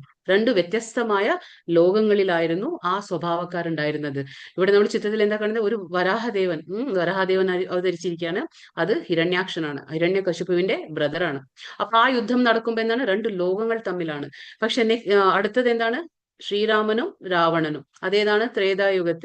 ത്രേതായുഗത്തില് ഒരേ ലോകത്തില്, അത് രണ്ട് ലോകത്തിലാണെങ്കിൽ ത്രേതായുഗത്തിൽ ഒരേ ലോകത്തിൽ ദൈവാസുര യുദ്ധം നടന്നു. അപ്പൊ ദൈവികമായിട്ടുള്ളതും ആസുരികമായിട്ടുള്ളതും യുദ്ധം എവിടെ നടന്നു? ഒരേ ലോകത്തില്, രണ്ട് രാജ്യങ്ങളിൽ. അടുത്തത് ദ്വാപരയുഗത്തിൽ എന്താണ്? ഈ രണ്ട് യുദ്ധം എവിടെ നടന്നത്? ഒരേ ലോകത്ത്, ഒരേ രാജ്യത്തിൽ, ഒരേ കുടുംബത്തിലാണ്. എന്താണ്? ഒരേ കുടുംബത്തിലാണ്. അപ്പോ സത്യയുഗത്തിൽ രണ്ട് ലോകങ്ങൾ തമ്മിൽ, ത്രേതായുഗത്തിൽ രണ്ട് രാജ്യങ്ങൾ തമ്മിൽ, ദ്വാപരയുഗത്തിൽ ഒരേ കുടുംബത്തിലാണ് ഈ യുദ്ധം നടന്നത്. പക്ഷെ കലിയുഗത്തിൽ എങ്ങനെയാണ്? കലിയുഗത്തില് ഒരേ ആളിന്റെ ഉള്ളിലാണ്, ഒരേ മനുഷ്യന്റെ ഉള്ളിൽ, ഒരേ വ്യക്തിയുടെ ഉള്ളിലാണ് യുദ്ധം നടക്കുന്നത്. അതായത് നമുക്ക് വേറെ അന്വേഷിച്ചു പോണ്ട, വേറെ കുടുംബമോ വേറെ ലോകമാവട്ടെ ഒരു രാജ്യമാവട്ടെ ഒന്നും വേണ്ട, അന്വേഷിക്കേണ്ട. നമ്മുടെ ഉള്ളിൽ തന്നെ ഉണ്ട്. ദൈവികമായിട്ടുള്ള ഗുണങ്ങളും ഉണ്ട്, ആസുരികമായിട്ടുള്ള ഗുണങ്ങളും ഉണ്ട്. അപ്പൊ നമ്മൾ യുദ്ധം ചെയ്യേണ്ടത് എന്താണ്? നമ്മുടെ ഉള്ളിൽ തന്നെ, അതായത് നമ്മുടെ മനസ്സോടുകൂടി, നമ്മുടെ മനസ്സാണ് ഇതിന് ഇങ്ങനെ എന്താ പറയാ, അത് നമ്മൾ പറഞ്ഞില്ലേ, അത് നമ്മുടെ മനസ്സ് ശത്രുവും ആവാൻ പറ്റും, നമ്മുടെ മനസ്സിന് മിത്രമാവാനും പറ്റും. അപ്പോ നമ്മുടെ ഉള്ളിൽ തന്നെ ഉണ്ട് ഈ ദൈവികമായിട്ടുള്ള ഗുണങ്ങളും ഉണ്ട്, ആസുരികമായിട്ടുള്ള ഗുണങ്ങളും നമ്മുടെ ഉള്ളിൽ തന്നെ ഉണ്ട്. ഇത് കലിയുഗത്തിൽ ഈ അവസ്ഥയിലാണ് നമ്മൾ. തസ്മാത് ശാസ്ത്രം പ്രമാണം തേ കാര്യകാര്യ വ്യവസ്ഥിതൗ ജ്ഞാത്വാ ശാസ്ത്ര വിധാനോക്തം കർമ്മ കർത്തും വിഹാർഹസി. ഇവിടെ എന്താ പറയുന്നത്? എന്തു ചെയ്യണം, എന്തു ചെയ്യാൻ പാടില്ല എന്ന് ധർമ്മശാസ്ത്രങ്ങളുടെ അടിസ്ഥാനത്തിൽ ഒരാൾ മനസ്സിലാക്കണം. ഈ നിയമം നിബന്ധനകൾ പഠിച്ചതിനു ശേഷം മാത്രം പ്രവർത്തിക്കുക, തന്മൂലം ക്രമേണ ഉന്നതി പ്രാപിക്കും. അതാണ് നമ്മൾ പറയുന്നത്. ഇപ്പൊ ഭഗവത്ഗീതയിൽ പറഞ്ഞു തരുന്നുണ്ട് എങ്ങനെ ജീവിക്കണം, എന്ത് ചെയ്യണം, എന്ത് ചെയ്യാൻ പാടില്ല, എല്ലാം പറഞ്ഞു തരുന്നുണ്ട്. അപ്പൊ അത് പറയുന്നത് നമ്മൾ എന്ത് ചെയ്യണം, എന്ത് ചെയ്യാൻ പാടില്ല എന്നുള്ളത് തന്നിഷ്ടം പോലെ അല്ല. അതായത് എനിക്ക് തോന്നുന്നു ഞാൻ ചെയ്യുന്നു, ഇത് എനിക്ക് തോന്നുന്നു, അത് എന്റെ മനസ്സാണ്, അത് എന്റെ മനസ്സ് നമ്മളെ വഞ്ചിക്കുകയാണ്. അത് ചിലപ്പോ ശരിയുള്ള കാര്യങ്ങൾ തെറ്റായിരിക്കാം, തെറ്റായിട്ടുള്ള കാര്യങ്ങൾ ശരിയായിരിക്കാം. അത് കാരണം ഞാനാണ് ചിന്തിക്കുന്നത്. പക്ഷെ നമ്മൾ എപ്പോഴാണോ ശാസ്ത്രത്തിന്റെ, അതായത് നമ്മുടെ ധർമ്മശാസ്ത്രങ്ങളുടെ കണ്ണിലൂടെ നമ്മൾ നോക്കുന്നത് ജീവിതത്തെ, അപ്പൊ എന്താണ് നമ്മൾ ശരി തെറ്റ് ശരിക്കും മനസ്സിലാക്കാൻ പറ്റും. കാരണം നമുക്കൊരു ഗുരു ഉണ്ടാവും ജീവിതത്തിൽ, അദ്ദേഹം പറഞ്ഞു തരും നിങ്ങൾ ചെയ്യുന്നത് ശരിയല്ല, നിങ്ങൾ ചെയ്യുന്നത് തെറ്റാണ്, ഇങ്ങനെ ചെയ്യണം എന്നൊക്കെ. നമുക്കൊരു ഗുരു നമ്മളെ വഴിയിൽ നമ്മൾ എന്താ പറയാ, നമുക്കൊരു ജ്ഞാനദീപമായിട്ട് നമ്മളെ വഴി നയിക്കും, അല്ലെ? നമുക്കിപ്പോ എന്താ പറയാ, ഇരുട്ടായ ഒരു കാട്ടിൽ നമ്മൾ സഞ്ചരിക്കുമ്പോൾ നമുക്കൊരു വെളിച്ചം വേണ്ടേ? ആ വെളിച്ചമാണ് നമ്മുടെ ഈ ഭൗതിക ജീവിതത്തിൽ. നമ്മൾ ഇവിടെ വന്നു വിട്ടു, നമ്മൾ ഇരുട്ടിലാണ്. പക്ഷെ നമുക്കൊരു ജ്ഞാനദീപം കൊണ്ടുവരുന്നത് ആരാണ്? ആ ഗുരുവാണ്. ഗുരു എങ്ങനെ നമ്മുടെ ജീവിതത്തിലേക്ക് എത്തും? നമുക്ക് എപ്പോഴാണോ നമ്മൾ പറഞ്ഞില്ലേ 2 പക്ഷികൾ, ആ ഒരു പക്ഷി എന്താണ്? ജീവാത്മാവ്, ഒരു പക്ഷി ഭഗവാനാണ്. അപ്പൊ ജീവാത്മാവായ പക്ഷി എന്നാണോ എന്താ പറയാ പരമാത്മാവായ പക്ഷിയെ തിരിഞ്ഞു നോക്കുന്നത്, അന്ന് ആ ഉള്ളിലിരിക്കുന്ന ഭഗവാൻ നമുക്ക് എന്താ തരിക? നമുക്കൊരു ജീവിതത്തിൽ ഒരു ഗുരുവിനെ കൊണ്ടുതരും. അങ്ങനെയാണ് നമ്മുടെ ജീവിതത്തിലേക്ക് ഗുരു വരുന്നത്. ആ ഗുരുവിലൂടെ നമ്മൾ മനസ്സിലാക്കും, ശാസ്ത്രങ്ങളെ മനസ്സിലാക്കും, എന്ത് ചെയ്യണം, എന്ത് ചെയ്യാൻ പാടില്ല.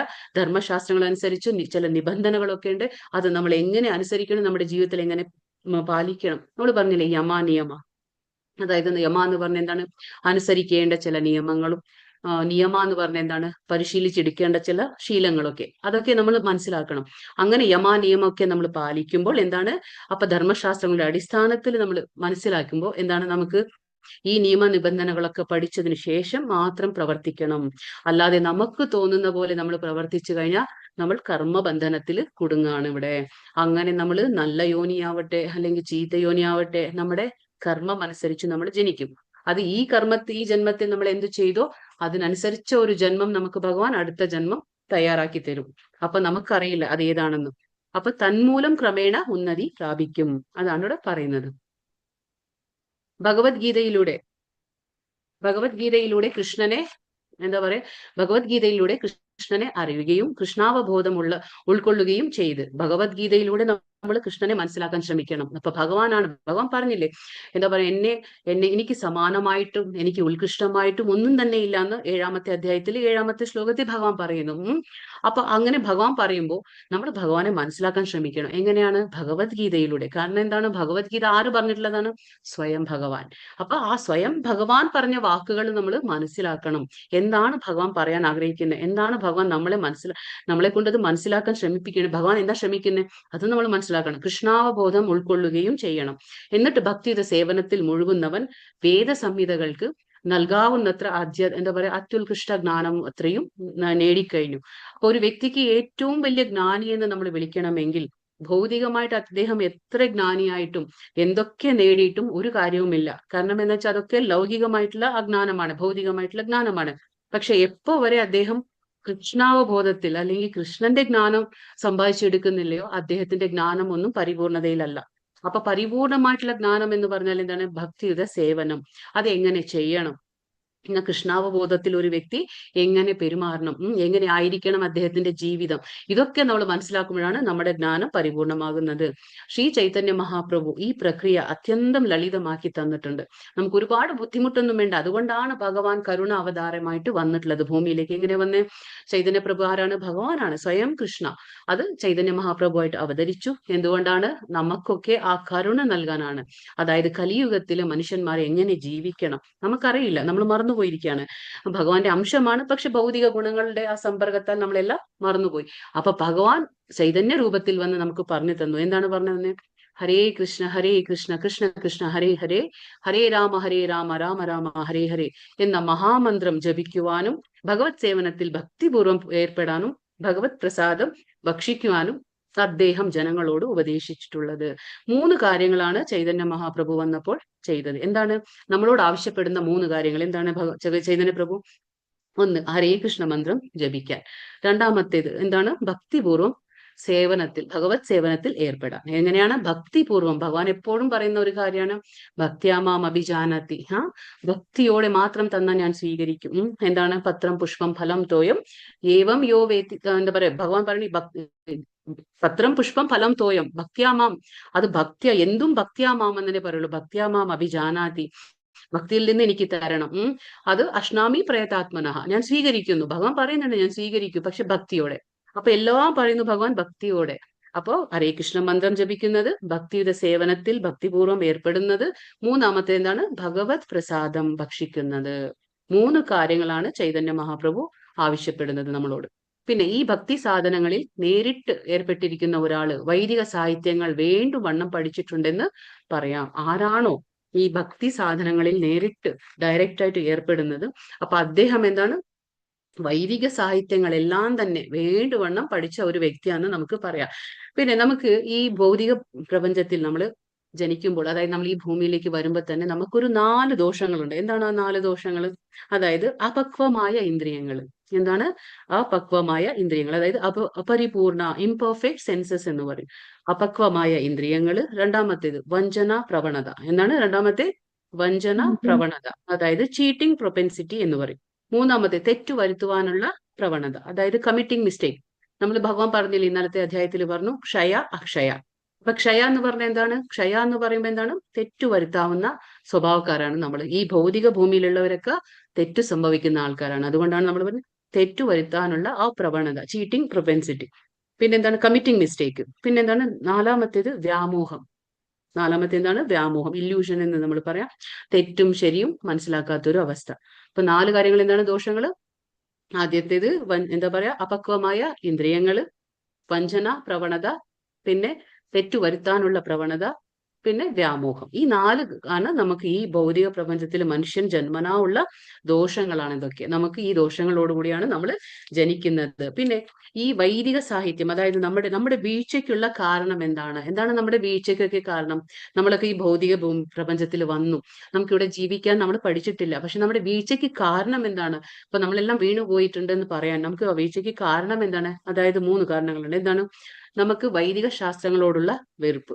എന്താണ്? വൈദിക ശാസ്ത്രങ്ങളോട് നമുക്കുള്ള ആ വെറുപ്പും, പിന്നെ അനാദരവും.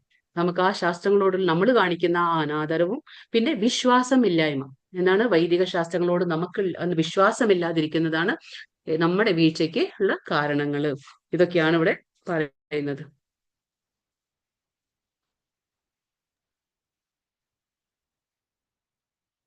ഇപ്പൊ നമ്മൾ പറഞ്ഞു സതീദേവിയുടെ കഥ. അതായത് ഇപ്പൊ ഈ സതീദേവി ആരാണ്? സതി ശിവന്റെ ഭാര്യയാണ്. അപ്പോ ദക്ഷ പ്രജാപതിയാണ്. ആര്? ഇത് ദക്ഷ പ്രജാപതി. അപ്പൊ ദക്ഷ പ്രജാപതി ബ്രഹ്മാവിന്റെ പുത്രനാണ്. അപ്പൊ ദക്ഷ പ്രജാപതിയുടെ മകളാണ് സതീദേവി. അപ്പൊ സതീദേവി കല്യാണം കഴിച്ചത് ആരെയാണ്? ശിവനെയാണ്. ശിവനെ ഒരുപാട് ഇഷ്ടപ്പെട്ട് കല്യാണം കഴിക്കുകയാണ്.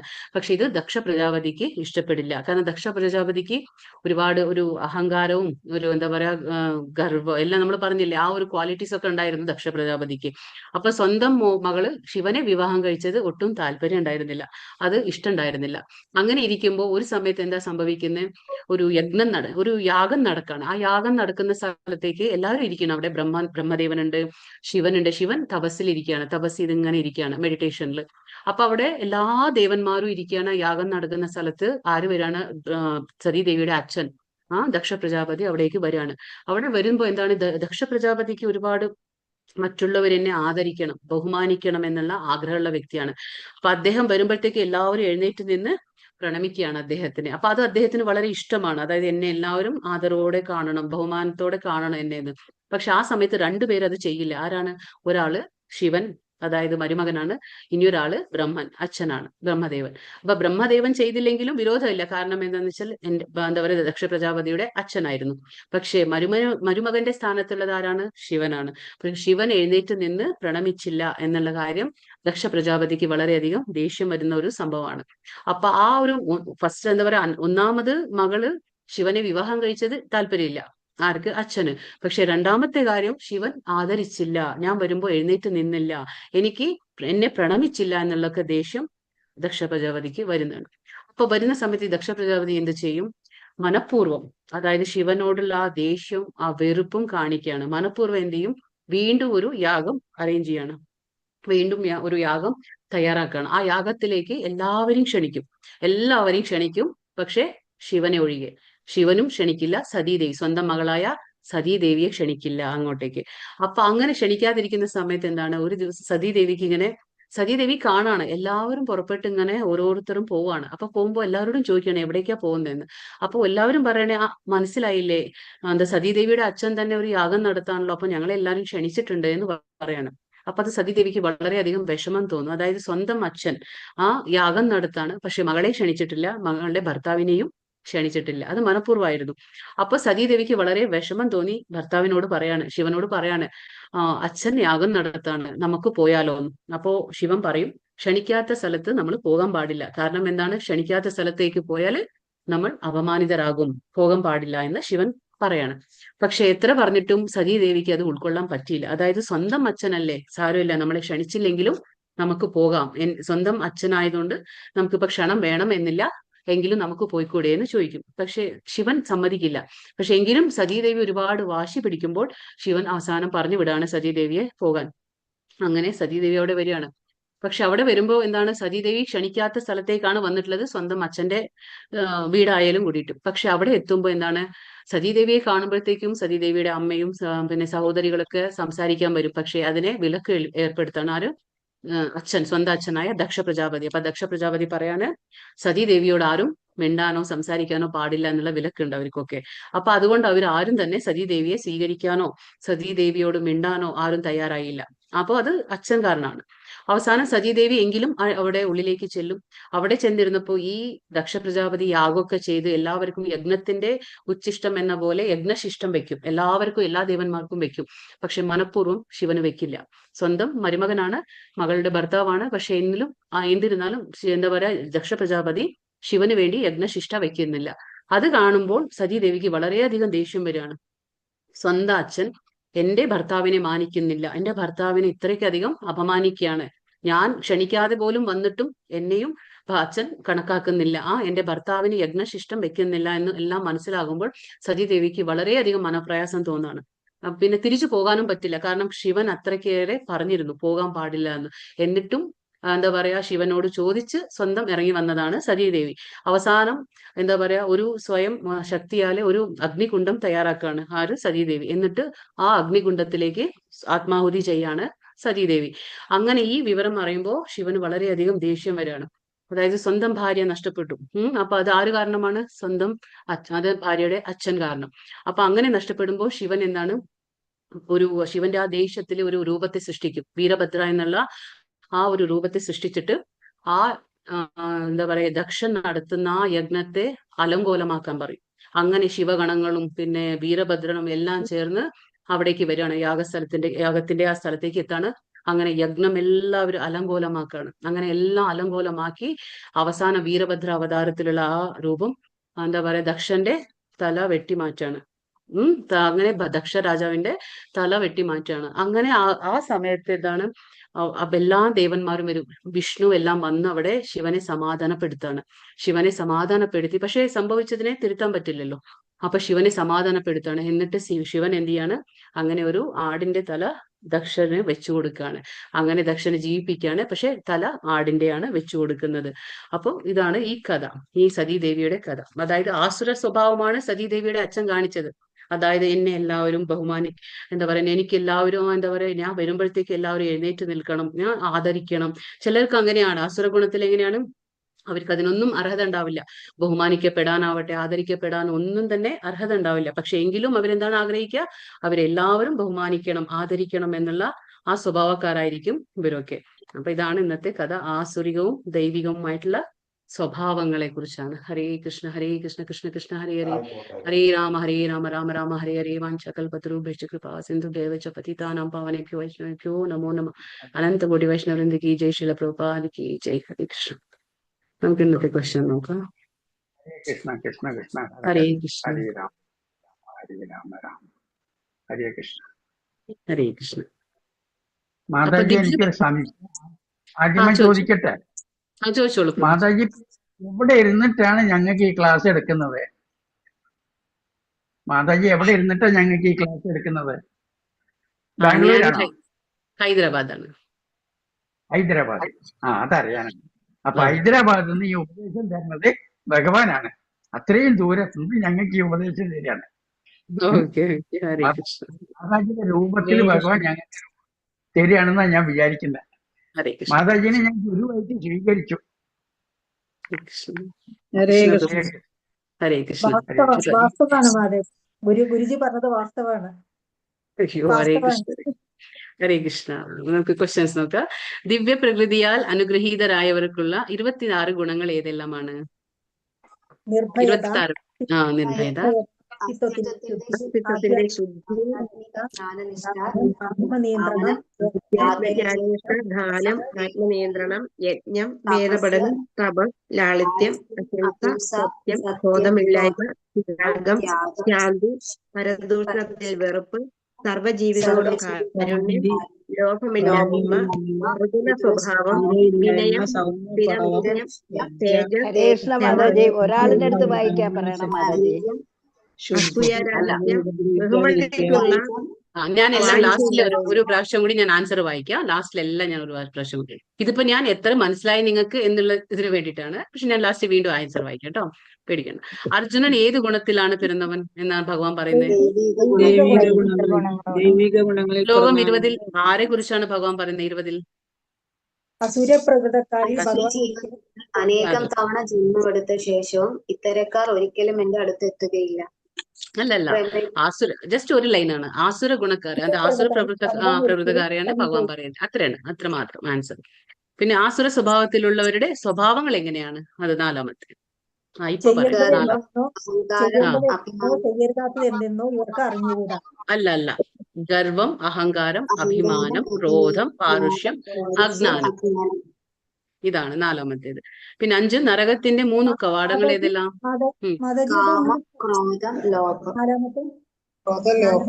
ഞാൻ വീണ്ടും ഒന്നും കൂടി വായിക്കല്ല. പിന്നെന്താ പറയാ, ബദ്ധനായ ജീവാത്മാവിൻ കാണുന്ന 3 ദോഷങ്ങൾ ഏതെല്ലാണ്? 4 ദോഷങ്ങൾ പറഞ്ഞില്ലേ നമ്മളിപ്പോ ലാസ്റ്റില്? അതില് 3 ദോഷങ്ങളാണ് ചോദിക്കുന്നത്. പ്രവണത, വ്യാമോഹം, തെറ്റുവരുത്താനുള്ള പ്രവണത. അതെ, അതൊക്കെയാണ് അപക്വമായ ഇന്ദ്രിയങ്ങൾ. ഇതൊക്കെ വ്യാമോഹം. മനുഷ്യ സമൂഹത്തിലെ എല്ലാ തരം വീഴ്ചകൾക്കും കാരണം എന്താണ്? വൈദിക ശാസ്ത്രങ്ങളോട് വിശ്വാസമില്ലായ്മ, അനാദരവ്. അതിനോടുള്ള അനാദരവാണ്. പിന്നെ ചൈതന്യ മഹാപ്രഭു ജനങ്ങളോട് ഉപദേശിച്ചത് എന്താണ്? 3 ഹരേ കൃഷ്ണ മന്ത്രം ജപിക്കണം, ഭക്തിപൂർവം ഭഗവത് സേവ ചെയ്യണം, ഭഗവത് പ്രസാദം കഴിക്കണം. അതാണ് 3 കാര്യങ്ങളാണ് ഭഗവാൻ പറഞ്ഞത്, ചൈതന്യ പ്രഭു പറഞ്ഞത്. കലിയുഗത്തിൽ ആരെല്ലാം തമ്മിലാണ് മത്സരം നടക്കുന്നത്?